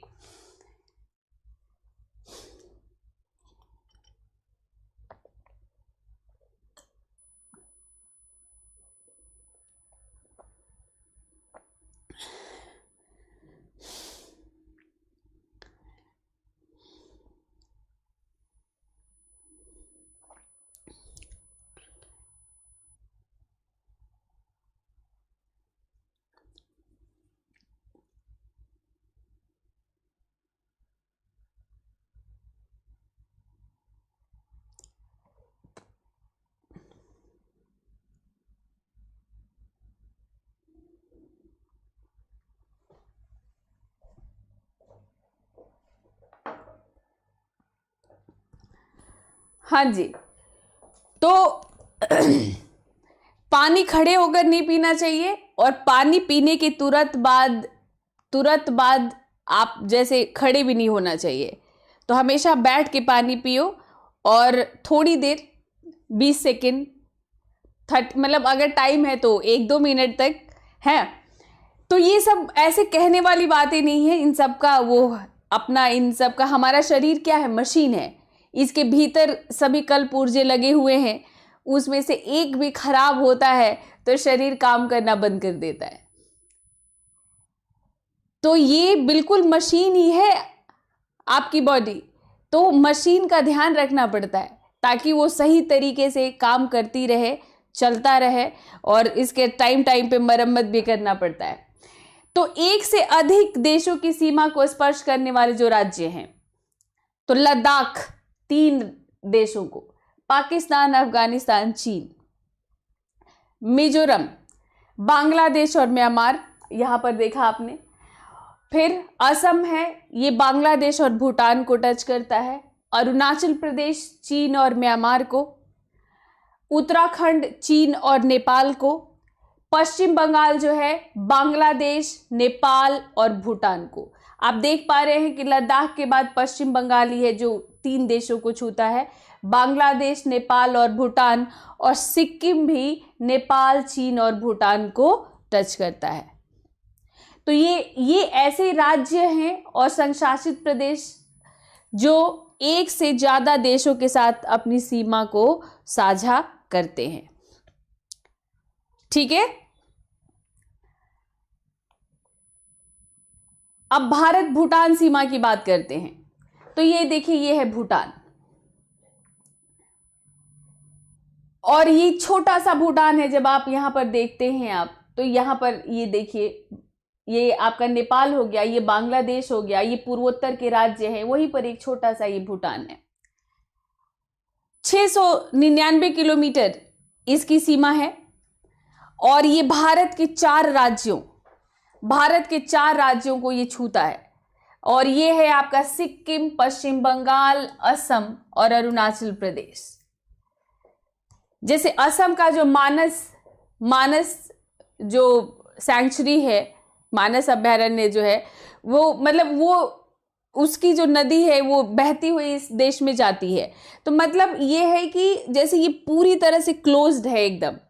तो यहाँ पर जो है आपका सिक्किम, पश्चिम बंगाल, असम और अरुणाचल प्रदेश को राज्यों को की सीमा इसको स्पर्श करती है। और सर्वाधिक लंबाई है असम में, जिसको अब असम कहने लग गए हैं। तो सर्वाधिक लंबाई असम के साथ है इसका, और इसका निर्धारण इस बॉर्डर का हो गया था 1949 में। 1949 की संधि के द्वारा दोनों देशों की सीमा का निर्धारण हो गया था। मतलब ये दोनों देशों के मध्य अच्छा संबंध है, सैन्य सहयोग भी की भी संधि है, और कुछ खास विवाद इनके साथ नहीं है हमारा। मतलब भूटान के साथ ज्यादा विवाद नहीं है, और बड़ा ही सुंदर खूबसूरत भी है। प्राकृतिक देखें तो बहुत खूबसूरत देश है ये, और शांत प्रिय देश भी है। और आप कह सकते हैं कि खुशहाली इंडेक्स में, हैप्पीनेस इंडेक्स में मतलब ये यहीं से शुरू हुआ था, ये नंबर 1 पे आ जाता है। अगर हमारे सभी पड़ोसी देशों में देखो तो सबसे खुशहाल और तरक्की करने वाला देश यही है। तो ये जो है, अब हम लोग बात करते हैं अफगानिस्तान की सबसे छोटा बॉर्डर, सबसे छोटी सीमा रेखा, सिर्फ 106 किलोमीटर की। ठीक है, सिर्फ 106 किलोमीटर की है। और स्वतंत्रता से पूर्व भारत अफगानिस्तान की सीमा का निर्धारण 1896 में मॉर्टिमर डुरंड के द्वारा किया गया था, इसीलिए इसको डुरंड लाइन भी हम कहते हैं। और अगर आपने इतिहास पढ़ी है, ठीक है, अगर आपने इतिहास पढ़ी है तो आपको पता है कि एंग्लो अफगान वॉर भी हुआ था, और अफगानिस्तान पर भी ब्रिटिशर्स कब्जा करना चाहते थे, ताकि वो रूस और भारत के बीच अफगानिस्तान को वो एक बफर स्टेट के रूप में रख सकें। लेकिन अफगानिस्तान के लोग शांति प्रिय नहीं, स्वतंत्रता प्रिय थे, और कभी वहां पर सफलतापूर्वक ब्रिटिशर्स कभी शासन कर नहीं पाए, और उनको अंत में छोड़ना पड़ा था अफगानिस्तान को।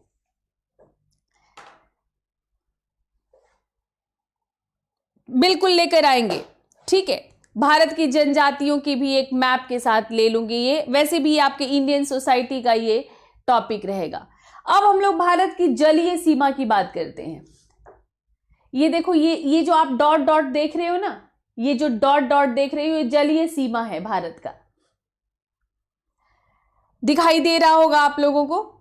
तो ये यहां से ऐसे ऐसे जो है ये आपका,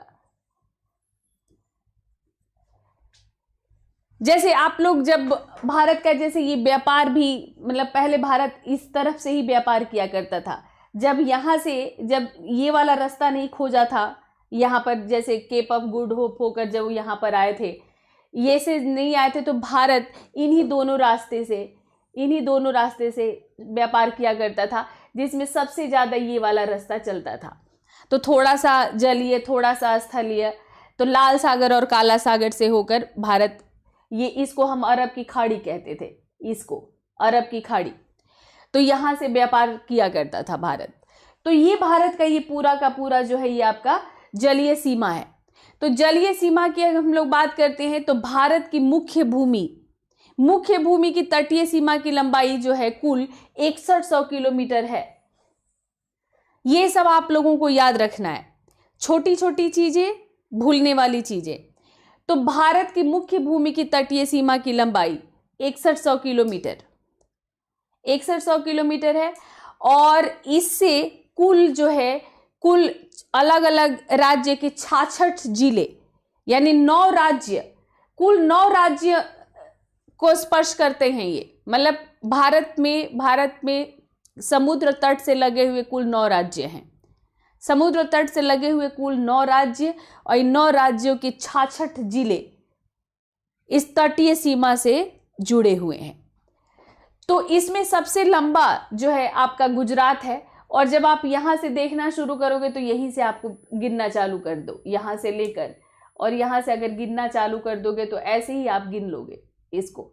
अब जैसे यहां पर आ गया आपका गुजरात हो गया, गुजरात, महाराष्ट्र, गोवा, कर्नाटक, गुजरात, महाराष्ट्र, गोवा, कर्नाटक, और फिर आपका यहाँ पर आपका कर्नाटक के बाद यहाँ पर एक छोटा सा केरल आ गया, यहाँ पर तमिलनाडु, आंध्र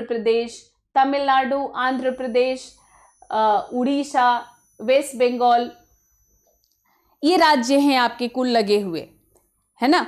और इन राज्यों के कुल 66 जिले इसे लगे हुए हैं।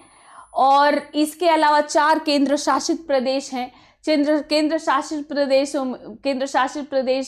जो है, इनके केंद्र शासित प्रदेशों में जैसे दमन एंड दीव है, दादरा नागर हवेली, अंडमान निकोबार, ये वो तो आइलैंड ही है, खैर वो तो आइलैंड ही है, वो तो समुद्र के बीच में ही है।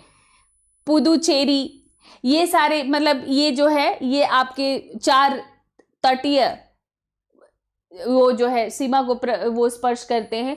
और इसमें सबसे ज्यादा लंबाई वाला राज्य, मतलब जिसका सबसे लंबी तट रेखा वाला राज्य, तो सबसे लंबे तट रेखा वाला राज्य कौन सा है? गुजरात है, जिसकी लंबाई 1215 किलोमीटर है। 1215 किलोमीटर। तो ये तो कई बार आप लोग वो करते हैं। तो भारत में सिर्फ 5 तट रेखा वाले राज्य, ज्यादा से लेकर कम करते हुए अगर हम लोग बात करते हैं तो सिर्फ 5 तट रेखा वाले जो राज्य हैं, गुजरात, आंध्र प्रदेश, तमिलनाडु, महाराष्ट्र और केरल। टॉप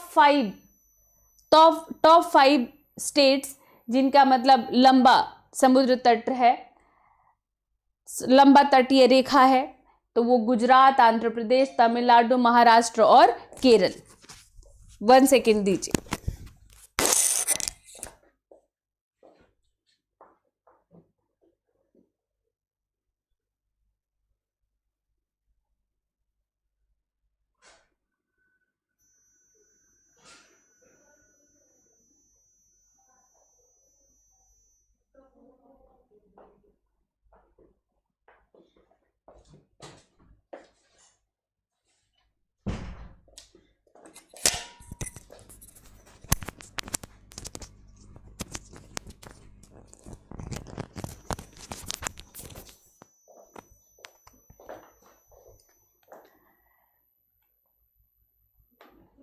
तो coastal zones of India ministry of environment and forest के अनुसार भारत की तटीय सीमा की कुल लंबाई 7516.6 किलोमीटर है, जिसमें मुख्य भूमि की तटीय रेखा की लंबाई 5422.6 किलोमीटर है। और जो द्वीपों को मिला देते हैं तो द्वीपों के तटीय लंबाई को जो है 2094 किलोमीटर अंकित किया गया है, जो आइलैंड्स हैं उनके लंबाई को। तो ये coastal zones of India ministry of environment के द्वारा किया हुआ। अंतरराष्ट्रीय समुद्री संगठन व्यवस्था के अनुसार जैसे किसी देश की जलीय सीमा को 3 भागों में वर्गीकृत किया जाता है। 3 भागों में, एक प्रादेशिक जल सीमा होता है, टेरिटोरियल सी, फिर उसे एक जुड़ा हुआ जो संलग्न क्षेत्र होता है वो, और एक एक्सक्लूसिव इकोनॉमिकल जोन होता है। तो इसमें क्या होता है कि जैसे हम ऐसा होता है कि जो तट होते हैं तो वो ऐसे उबड़ खाबड़ होते हैं ना, जैसे ऐसे होते हैं, मान लो जैसे ऐसे ऐसे ऐसे तट होता है। जब आप टॉप व्यू देखोगे तो जो तट है वो ऐसे तो एक साथ ऐसे तो जाते नहीं है, ये ऐसे उबड़ खाबड़ जाते हैं। तो एक आधार रेखा ऐसे बना दिया जाता है, एक ऐसे एक आधार रेखा बना दिया जाता है और फिर वहां से उसको फिर ऐसे काउंट किया जाता है। तो उसी के आधार पर इसको बांटा जाता है। तो जो भारत का जो मतलब महाद्वीपीय शेल्फ क्षेत्रफल है वो है आपका जो है 3,72,424 वर्ग किलोमीटर। और जो औसत समुद्र तल मापन हमेशा भारत का किया कहा जाता है तो चेन्नई से। वो आप लोग रेलवे स्टेशन पर देखते हो ना, सी लेवल लिखा रहता है, रेलवे स्टेशन पर देखते होगे, या फिर आप जब पहाड़ पर जाते हो तो वहां से भी लिखा, वहां पर भी लिखा रहता है कि सी लेवल से इसकी ऊंचाई, पढ़ा होगा आप लोगों ने। तो ये जो मापन कहां से किया जाता है, चेन्नई से, ये चेन्नई से किया जाता है। और भारत के दक्षिण हिंद महासागर में पाए जाने वाले जो प्रमुख द्वीप हैं वो मालदीव, सेशेल्स, चैगोस, अल्दाना, फरकाहार, डेस्टोरस, मॉरिशस, डियांगो गार्सिया एक ही है, और मेडागास्कर, ये सब जो है हिंद महासागर में पाए जाने वाले ये प्रमुख द्वीप है।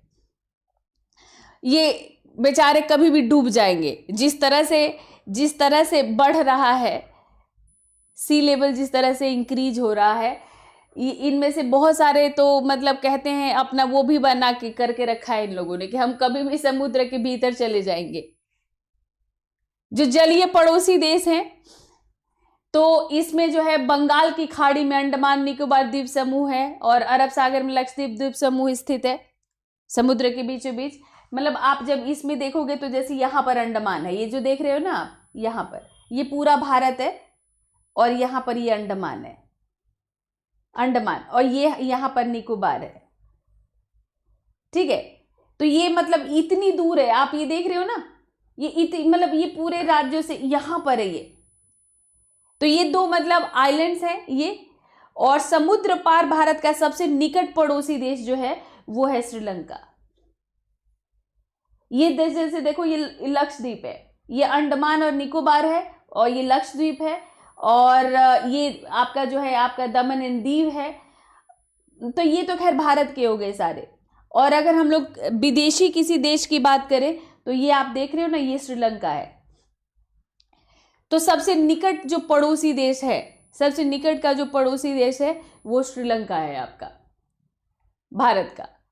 और ये तो उसके बाद आपका जब इससे थोड़ा सा नीचे आप जब उतरते हो तो इंडोनेशिया, म्यांमार, मालदीव, और यहाँ पर जैसे बांग्लादेश है, ये बांग्लादेश यहाँ पर है ना बंगाल की खाड़ी में, ये बांग्लादेश, थाईलैंड, ये सब भारत की समुद्री सीमा से लगे हुए देश हैं। तो ये समुद्री सीमा से लगे हुए माने नीचे की तरफ, अभी तक आपने स्थलीय सीमा वाले सभी देशों को पढ़ा इनका, और ये जो है समुद्री सीमा से। अब इसमें अगर आप लोग अगर बात करते हो तो हम लोग बात कर सकते हैं कि बांग्लादेश है और जो पाकिस्तान है, बांग्लादेश और पाकिस्तान ये हम स्थल से भी जुड़ा हुआ है, स्थल से भी, स्थलीय बॉर्डर से भी जुड़ा हुआ है, और ये आपके समुद्री बॉर्डर से भी जुड़ा हुआ है।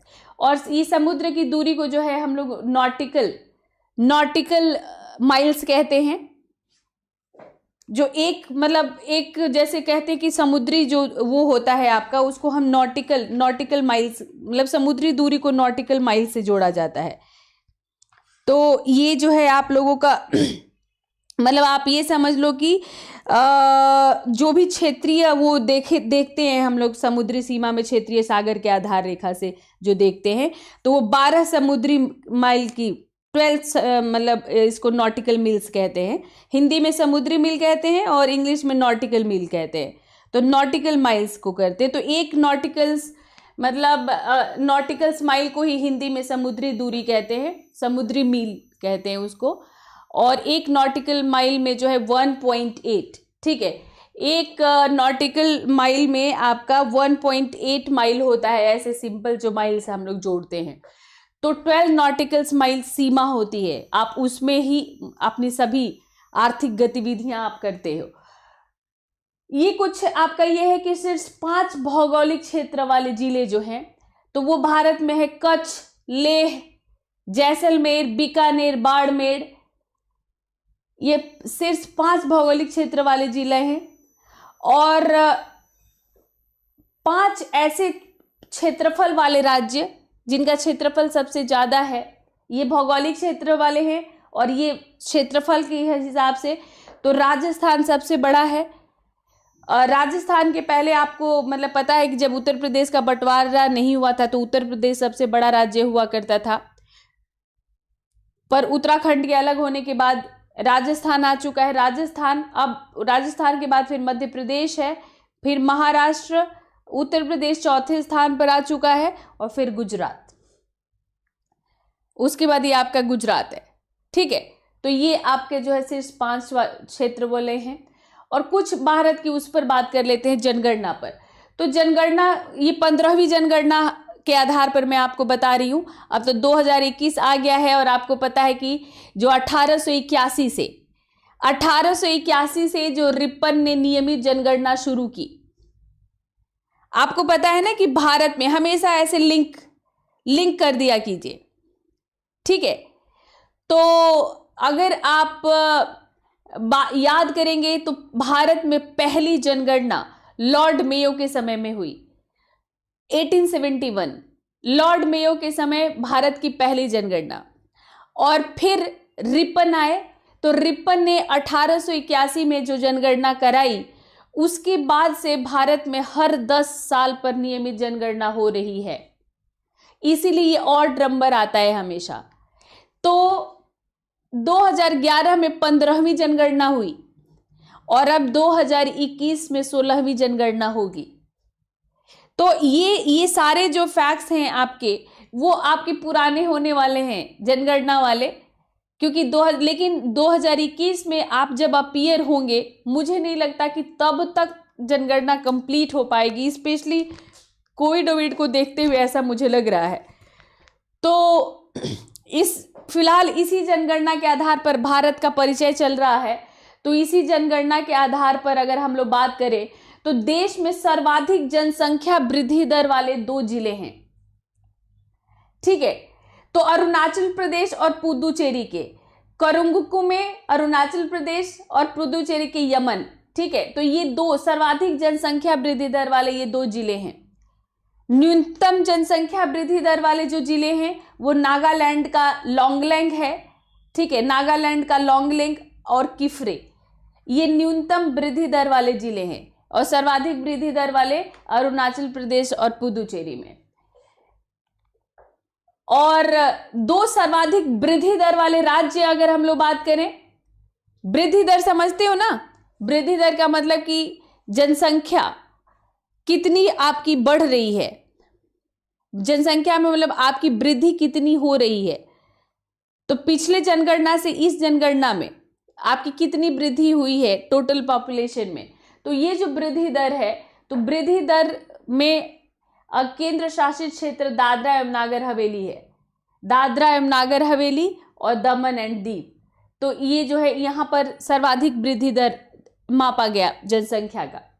निम्न वृद्धि दर वाले 2 राज्य और केंद्र शासित प्रदेश हैं, और इसमें जो है 2 राज्य हैं ये आपके नागालैंड और केरल। यहाँ पर निम्नतम देखा गया, न्यूनतम माइनस में जा रहा है। नागालैंड में तो आप देख लो माइनस में चला गया है, और केरल में ये 4.9% है। तो केरल तो पूरी तरह नियंत्रित कर चुका है। केरल जो है पूरी तरह अपनी जनसंख्या को, मैंने आप लोगों को एक बार डेमोग्राफिक वो पढ़ाया था, तो मैंने आपको बताया था कि जो जनसंख्या की जो वृद्धि होती है उसमें जैसे 3 स्टेज देखा जाता है।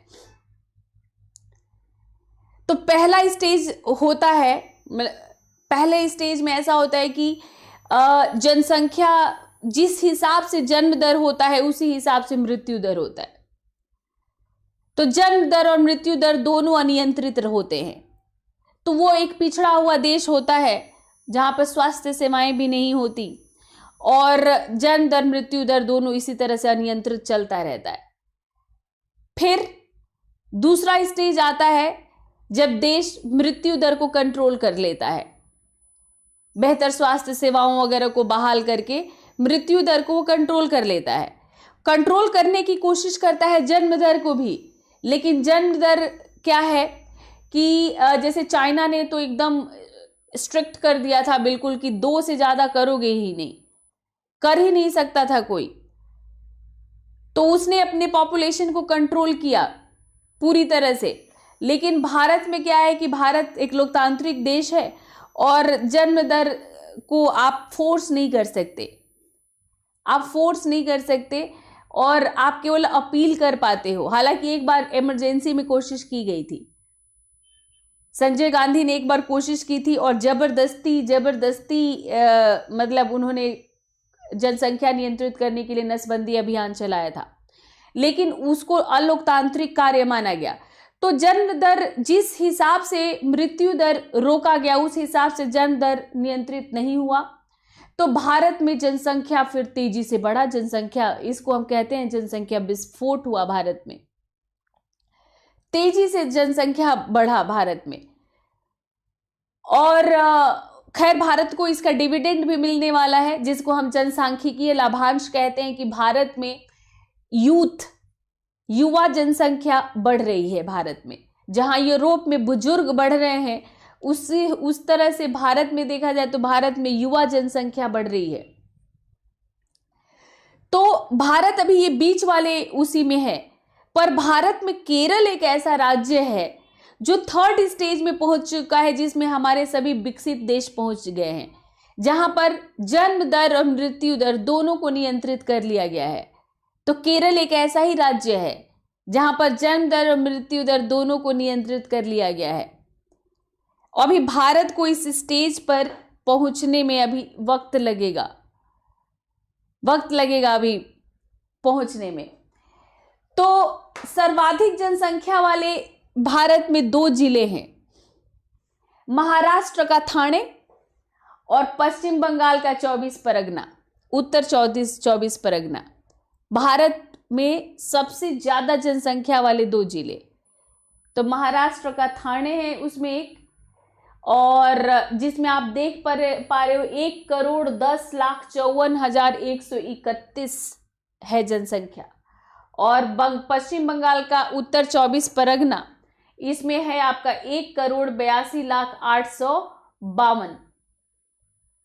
ठीक है, 52, 1 करोड़, ये यहां पर आपका, हाँ इससे थोड़ा कम है ना, यहां पर 1,10,54,131 है और यहां पर 1,82,0852 है। तो ये मतलब ये इसका जो है, फिर भी ये 2 सबसे ज्यादा है। और न्यूनतम जनसंख्या वाले 2 जिले हैं, तो एक तो अरुणाचल प्रदेश में ही है, दिबांग घाटी है, और दिबांग, और दूसरा है अंजाव, दिबांग और अंजाव। तो दिबांग घाटी में केवल कितने लोग हैं? 7,948 लोग, और अंजाव में जो है आपका 12,000 लोग हैं। तो ये न्यूनतम है ये आपका। सर्वाधिक जिलों वाला राज्य तो अपना उत्तर प्रदेश, 75 जिले हैं इसमें। ठीक है, 75 जिले हैं उत्तर प्रदेश में, सर्वाधिक जिलों वाला राज्य उत्तर प्रदेश है।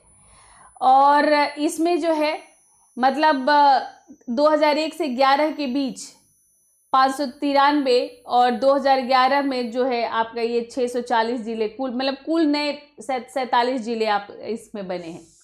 ठीक है, कुल नए जो है 47 जिले बन गए हैं 2001 से 2011 के बीच। देश में न्यूनतम जनसंख्या वृद्धि दर वाला जो जिला है, न्यूनतम जनसंख्या वृद्धि दर वाला नागालैंड का लांगलेंग है, नागालैंड का नागलेंग और किफरे। मतलब पूर्वोत्तर के राज्यों में आप देख पा रहे हैं कि वृद्धि दर कम है, वृद्धि दर पूर्वोत्तर के राज्यों में। अब जो है कुछ प्रीवियस ईयर के क्वेश्चंस देखते हैं इसी पर बेस्ड, इसी पर जो अभी हमने सेशन लिया है इसी पर बेस्ड हम कुछ प्रीवियस ईयर के क्वेश्चंस देख लेते हैं। तो ये पहला जो क्वेश्चन है कि आदम का पुल निम्न में से किन 2 देशों के बीच स्थित है?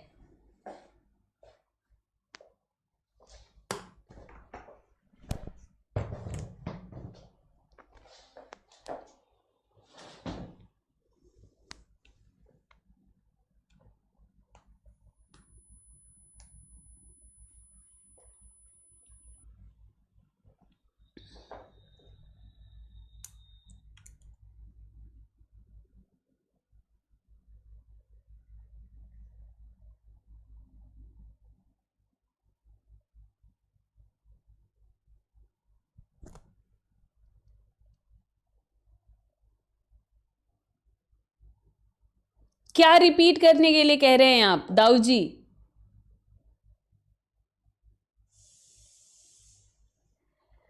तो बहुत सारे लोगों का आंसर आया है डी। तो राइट आंसर आप देख लीजिए, राइट आंसर आपका डी ही है। ठीक है, राइट आंसर डी है। तो ये भारत और श्रीलंका,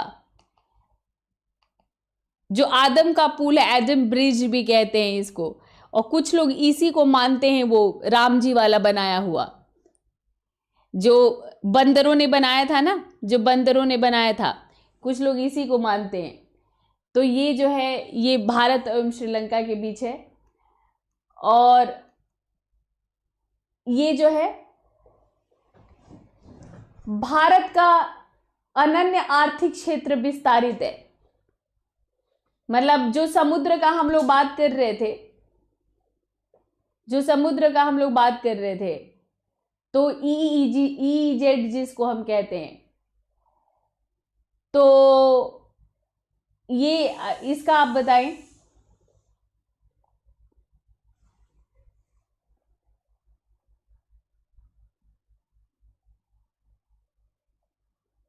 हाँ हाँ, सही कह रहे हैं क्रिश आप।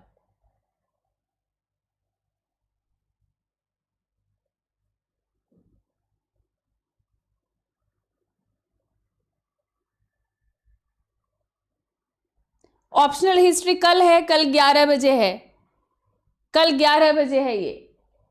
तो इसका आंसर बी है। ठीक है, क्वेश्चन रिपीट तो नहीं करना आप लोगों को, ये बीच बीच में पता नहीं कैसे ब्लैंक आ गया है।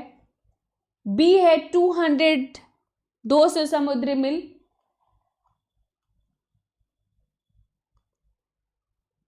ये क्वेश्चन देखिए,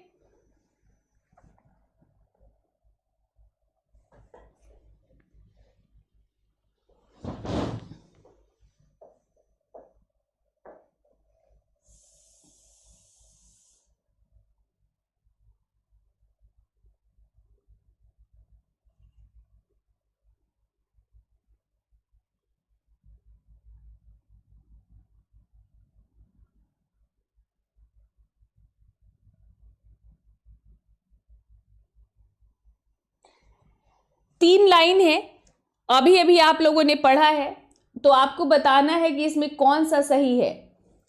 हमने खूब डिटेल में डिस्कस किया इसको।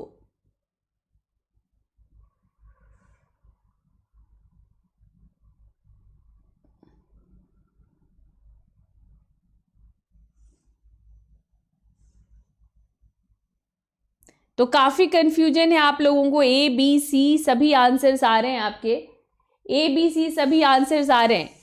तो देखो उत्तर ए है इसमें, ए। तो जिन्होंने भी ए कहा है, हमने अभी पढ़ा है इसमें कि सारा बॉर्डर हमने पढ़ा है। तो जैसे इसमें आपका पहला, दूसरा, तीसरा तीनों ही सही है। असम जो है भूटान और बांग्लादेश की सीमाओं से लगा हुआ है, पश्चिम बंगाल भूटान और नेपाल की सीमाओं से लगा हुआ है, और मिजोरम बांग्लादेश और म्यांमार की सीमाओं से लगा हुआ है।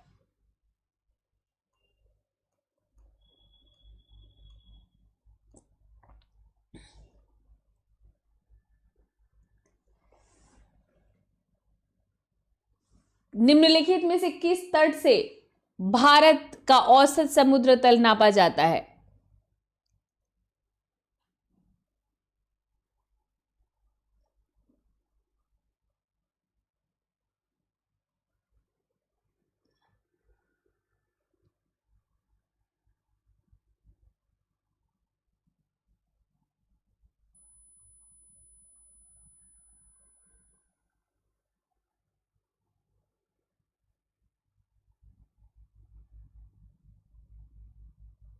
तो हमने काफी डिस्कस किया था इस पर, काफी डिस्कस किया था हमने, और मैंने आपको रेलवे स्टेशन का भी एग्जाम्पल दिया था कि रेलवे स्टेशन पर जो सी लेवल लिखा रहता है, तो ये जो है आपका चेन्नई है, बी है इसका उत्तर, चेन्नई।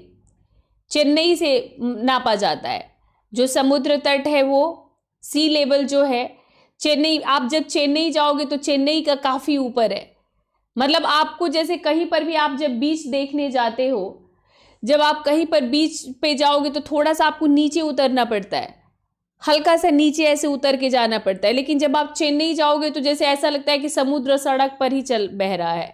मैंने देखा है वहां का, तो मतलब इसीलिए वहां का नापा जाता है। कोई बात नहीं अर्चना, कल से आप टाइम पर आना।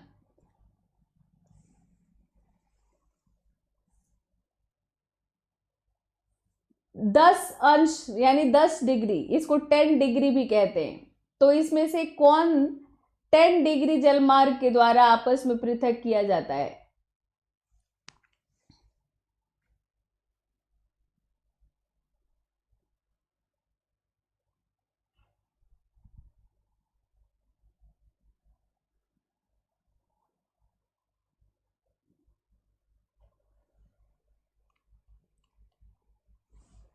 तो बहुत सारे लोगों ने सही आंसर दिया था।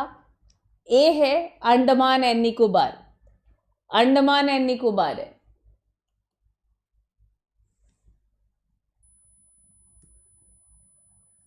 इनमें से कौन सा राज्य कर्क रेखा के उत्तर में स्थित है?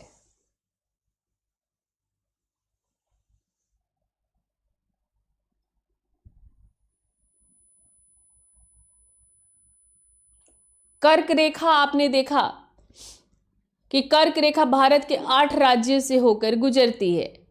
तो इनमें से कौन सा राज्य कर्क रेखा के उत्तर में स्थित है?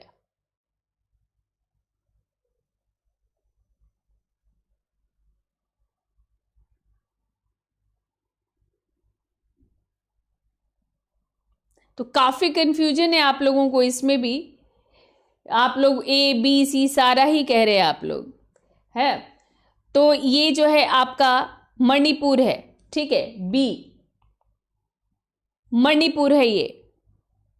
मणिपुर जो है, अगर आप कर्क रेखा को मैंने आपको मैप पर दिखाया है, और उस मैप पर जब आप कर्क रेखा को देखोगे और मैप को जब आप ऐसे ऐसे कर्क रेखा जो ऐसे निकल रही है, तो जब उत्तर दक्षिण आप देखोगे तो आपको वहां पर मिल जाएगा।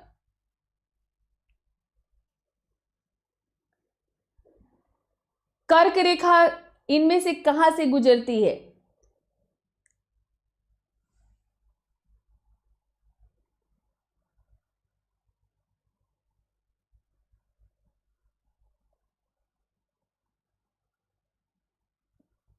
सारा एक्सप्लेनेशन मैं दे चुकी हूं, कोई बात नहीं। मैं अभी आप लोगों को पूरा मैप पर मैंने दिया है। आप लोगों में से हो सकता है कि बहुत सारे लोग लेट आए हैं शायद।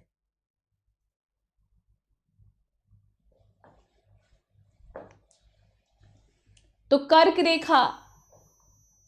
रेखा जो भारत के 8 राज्यों से होकर गुजरती है, उनमें से ये कौन कौन से इसमें राज्य हैं?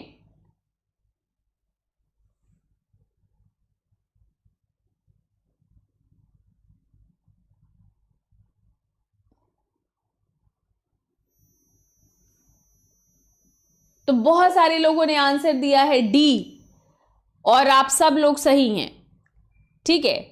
आप सभी के सभी लोग, आप सभी लोग सही हैं, उनमें से सभी था। ये देखिए क्वेश्चन नंबर 8, भारत तथा पाकिस्तान के मध्य सीमा रेखा किस तरह का है?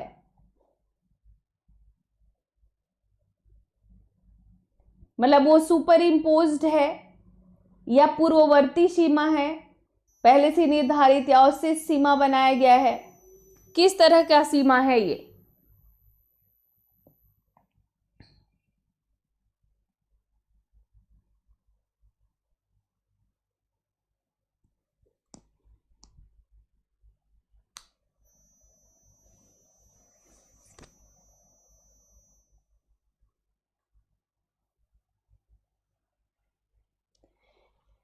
तो ये सुपर इम्पोज्ड है। हम लोगों ने पढ़ाई की थी, जैसे कई हमने बॉर्डर्स पढ़े, कहीं प्राकृतिक सीमा है, ठीक है, कहीं प्राकृतिक सीमा है, कहीं पर पहले से ही निर्धारित है, पहले से ही निर्धारित कर दी गई है, कहीं पर अवशिष्ट है।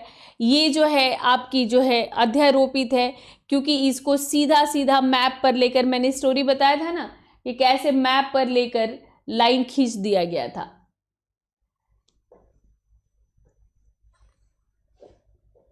देशांतर पर अगर देखा होगा आपने तो इनमें से कौन सा शहर दिल्ली के सबसे समीप के देशांतर पर स्थित है? ऐसे दूरी रेलवे से दूरी नहीं देखना है, रेलवे से और फ्लाइट से। अगर देशांतर पर हम देखते हैं, देशांतर पर हम देखते हैं तो दिल्ली के सबसे समीप के देशांतर पर कौन सा शहर स्थित है?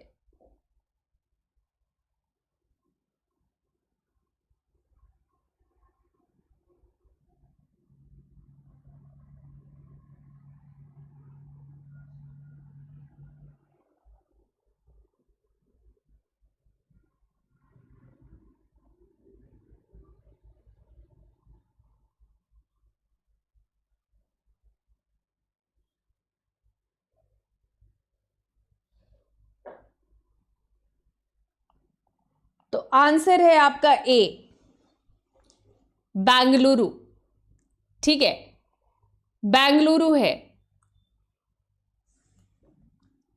क्वेश्चन नंबर 10 देखिए, देशांतर पर जब आप देखोगे ग्लोब पर जब आप देखोगे तो ग्लोब पर आपको दिल्ली से जो नियरेस्ट शहर दिखेगा वो है बेंगलुरु। आरोही क्रम आप समझ रहे हैं ना, आरोही अवरोही, तो मतलब एसेंडिंग ऑर्डर में आपको एसेंडिंग ऑर्डर में बताना है कि भारत की जो अंतर्राष्ट्रीय सीमा जो हमने डिस्कस किया था तो उसका सीमा विस्तार के हिसाब से आपको बताना है। ठीक है, आरोही क्रम बताना है आपको।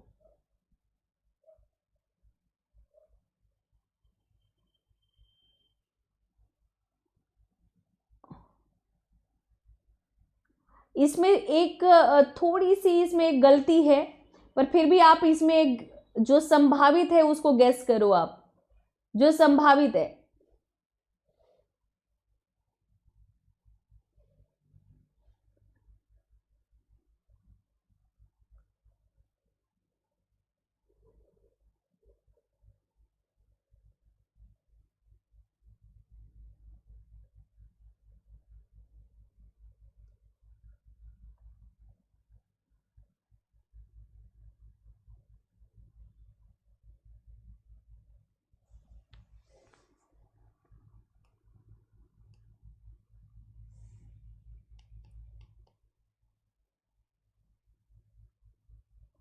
आरोही का मतलब क्या होता है?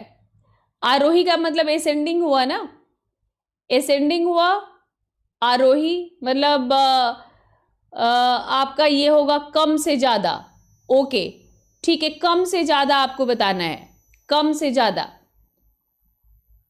अवरोही होता है ज्यादा से कम, तो कम से ज्यादा आपको बताना है।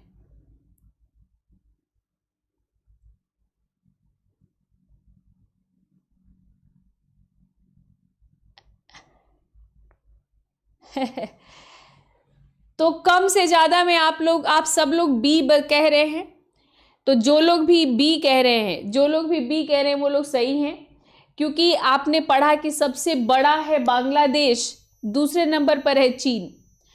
तो वैसे सबसे बड़ा बांग्लादेश की सीमा है, सबसे छोटा अफगानिस्तान की सीमा है, पर यहाँ पर क्योंकि अफगानिस्तान नहीं है तो उस तरह से हम लोग देखें तो फिर नेपाल, पाकिस्तान, चीन और बांग्लादेश आ जाएगा। नेपाल, पाकिस्तान, चीन और बांग्लादेश। तो ये आरोही क्रम इसमें आपका बिल्कुल सही है, ये है ना। ठीक है, तो आज की क्लास खत्म होती है और इसी तरह से मैं सभी सेशंस में लास्ट में आपके लिए एमसीक्यूज रखा करूंगी। और मीनाक्षी सोनतियाल को बहुत सही जवाब मानसून मुसाफिर ने दिया है, तो खैर वो आपस में ही आप लोग समझ लो। तो 10 दिसंबर से मेरा हिस्ट्री ऑप्शनल का बैच शुरू हो गया था। बहुत ज़्यादा इसमें जैसा कि मैंने बताया नहीं निकला है, क्योंकि ये ऑल्टरनेट डेज पर चला करता है। जीएस बैच सभी पेपर के लिए जीएस का बैच मेरा चल रहा है, और इसमें जो मेरा तरीका है एनसीईआरटी से शुरू करके नींव मजबूत करने के लिए एनसीईआरटी से शुरू करके मुख्य परीक्षा को ध्यान में रखते हुए स्टैंडर्ड बुक्स को आधार बनाकर नोट्स बनाते हुए चैप्टर वाइज, ठीक है, चैप्टर पढ़ते हुए नोट्स बनाते हुए चल रहे हैं इस पे। जैसे यही आपको फर्क मिलेगा, यही फर्क मिलेगा आपको यूट्यूब से प्लस पर। तो नोट्स बनाते हुए, चैप्टर पढ़ते हुए, नोट्स बनाते हुए मैं खुद पर्सनली चेक कर रही हूँ इसको, और आंसर राइटिंग प्रैक्टिस साथ साथ चल रही है। यानी एक साथ आपकी प्रीलिम्स और मेंस, ठीक है, एक साथ आपकी प्रीलिम्स और मेंस दोनों की तैयारी हो रही है। तो इस तरह से आप पढ़ेंगे। अगर आप प्लस पर आते हैं तो प्लस यानी अनअकैडमी पर आते हैं आप, तो हिस्ट्री और सोशियोलॉजी ऑप्शनल बैच पढ़ने के लिए रिंको लाइव कोड के साथ आप आइए, जिसमें पूरी तरह से आपको कोई भी चिंता करने की ही जरूरत नहीं। आपको पढ़ना है, चिंता हमारी रहेगी, चिंता हमारी रहेगी, ठीक है। तो इसमें जो है आप रिंको लाइव कोड है मेरा, और मेरा टेलीग्राम लिंक है, नीचे स्क्रॉल चल रहा है, लेकिन अब यही है कि वो दिखाई नहीं दे रहा है बोर्ड से। तो @रिंकू सिंह हिस्ट्री डालेंगे तो आप टेलीग्राम आप ज्वाइन कर पाएंगे मेरा, और वहीं पर आप मुझे कांटेक्ट कर पाएंगे, और वहीं पर इस सेशन का PDF भी आपको मिलेगा, जो अभी तुरंत क्लास के बाद मैं आपके साथ शेयर करने जा रही हूँ। तो वहीं पर आपको मिलेगा इस सेशन का PDF। तो जैसा कि मैंने आपको बताया कि मैंने एसे का पेपर आपका हो चुका है, और एसे में मैंने साफ साफ बोला था, मैंने बोला था, आप रिवाइंड करके आप सेशंस में जाकर देख सकते हो जो एसे का प्लेलिस्ट में, कि आप वैचारिक एसे ही ज़्यादा पूछे जा रहे हैं, और ऐसे एसे को ही आप तैयार करें, और ऐसा एसे तैयार करने के लिए चिंतन मनन कीजिए। जो भी घटनाएं आसपास हो रही हैं उस पर सोचिए, विचारिए, और जो एटीट्यूड आपको एथिक्स के लिए चाहिए, एथिक्स का पेपर 250 वाला सॉल्व करने के लिए, वही एटीट्यूड आपको उन एसेज को भी लिखने के लिए चाहिए। तो बहुत ज़्यादा ही पर्टिकुलर हो गया है यूपीएससी, और एसे के पेपर को देख के लगा कि कोई चेंज नहीं है, क्योंकि पिछले 3-4 सालों से ये लगातार इस तरह के ऐसे पूछे जा रहे हैं, और दिन पर दिन इनकी संख्या बढ़ती जा रही है, और इस बार भी ऐसे ही था। अब नेक्स्ट पेपर का देखते हैं कि क्या रहता है। तो अभी से ऐसे के लिए पढ़ना शुरू कर दीजिए आप, ऐसे के लिए। और ऐसे आप ऐसे को तैयार करके नहीं जा पाओगे। हालांकि कुछ चिंतकों के टैग लाइन्स को आप याद रखेंगे, जैसे विवेकानंद, अरस्तु, सोक्रात, महात्मा गांधी जैसे चिंतकों को अगर आप लोग पढ़ लेंगे, दयानंद, तो आप लोगों को धीरे धीरे आप लोगों के भीतर इस तरह के विचार बनने शुरू हो जाएंगे। तो कुछ इस तरह के विचारों को याद रखिए, पर उन विचारों को आपको 1000 से 1200 शब्द में लिखना है। तो उसको लिखने के लिए आपको बहुत ज़्यादा सोचना पड़ेगा। तो जैसे कि जो क्वेश्चन पेपर अभी मेरे सामने है, और जैसा कि क्वेश्चन पेपर आपका आया हुआ है, ठीक है, तो जो क्वेश्चन पेपर आपका आया है इसमें अब जैसे क्वेश्चन है, मान लो कि मनुष्य होने और मानव बनने के बीच का लंबा सफर ही जीवन है। मनुष्य होने और मानव बनने के बीच का लंबा सफर ही जीवन है। तो यानी आप पैदा तो होते हो मनुष्य के रूप में, लेकिन मनुष्य के रूप में पैदा होना ही मानवता नहीं है, मानव नहीं कहे जाओगे आप, है ना। तो आपको क्या करना है, आपको मानव बनना है, और मानव बनने के लिए मानवीय मूल्यों को अपने भीतर उतारना है। और यही जीवन है कि कैसे कैसे आपका समाजीकरण होता है, और फिर उन मानवीय मूल्यों को आप सीखते हो, मानवीय मूल्यों को अपने भीतर आप उतारते हो। वो मानवीय मूल्य कौन कौन से हैं, जिनसे आप अपने साथ साथ विश्व का भी, लोक कल्याण भी आप कर सकते हो। तो इस तरह का ऐसे सिखाया नहीं जा सकता है। आपको अपने आप ही अपने भीतर उतारना होगा। बी सेक्शन है, जो हम हैं वह संस्कार है, और जो हमारे साथ है वो सभ्यता है। ठीक है, जो हम हैं वो हमारे संस्कार हैं। यानी आप कहते हैं ना कि जैसे आप कभी भी कुछ सही या गलत करते हो, कभी भी आप कुछ सही या गलत करते हो तो आपको कहा जाता है कि तेरे माँ बाप ने क्या संस्कार सिखाए हैं। तो ये जो सही और गलत के बीच का जो फर्क है, जो हम समझ पाते हैं, जो हम अपने व्यवहार में कर पाते हैं, हम उसको ही हम क्या कहते हैं, संस्कार। अगर हम सही गलत के बीच का फर्क नहीं कर पाते तो यानी हमारे भीतर वो वैल्यूज डाली ही नहीं गई हैं, या उन वैल्यूज को हमने सीखा ही नहीं है। तो जो हम हैं वो संस्कार हैं, और जो हमारे पास है वो सभ्यता। ठीक है, तो ये सब जो है आपका, यही सारी चीजें आपको, मतलब आपको क्या करना है कि अपने विचारों को बहुत ही ज्यादा मजबूत बनानी है। मजबूत विचार का मतलब ये कि जैसे कि आप बहुत सारे मोटिवेशनल स्पीकर्स को सुनते हो, सदगुरु को सुनते हो। सदगुरु, आज के डेट में सदगुरु का नाम इसलिए आ गया कि बहुत आजकल ज़्यादा पॉपुलर हैं। तो ये लोग किसी एक विषय पर इतना कैसे बोल पाते हैं? आपको पता है कैसे बोल पाते हैं? वो इसलिए बोल पाते हैं क्योंकि उन्होंने बहुत ज़्यादा हर विषय पर गहराई से अध्ययन भी किया है, और अध्ययन करने के बाद उन्होंने उसी गहराई से उस पर सोचा भी है।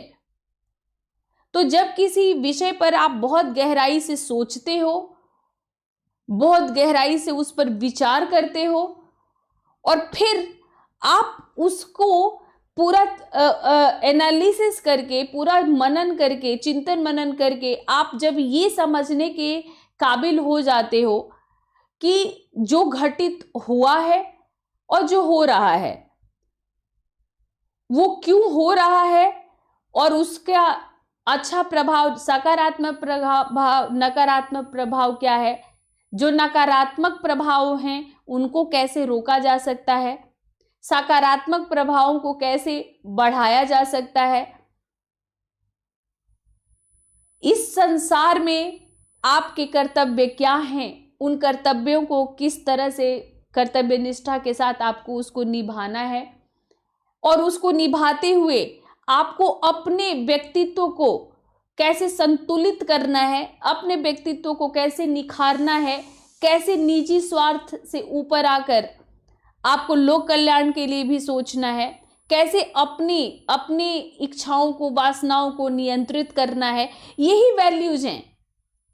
ठीक है, यही वैल्यूज हैं, और इन्हीं के साथ आप इन सभी भावों को, विचारों को समझ पाओगे, जो आपको 1200 शब्द, ठीक है, मतलब 1000 से 1200 शब्द में आपको निबंध लिखने के लायक बनाएगा। और एक नहीं 2 निबंध लिखना है आपको, एक नहीं 2 निबंध लिखना है ना।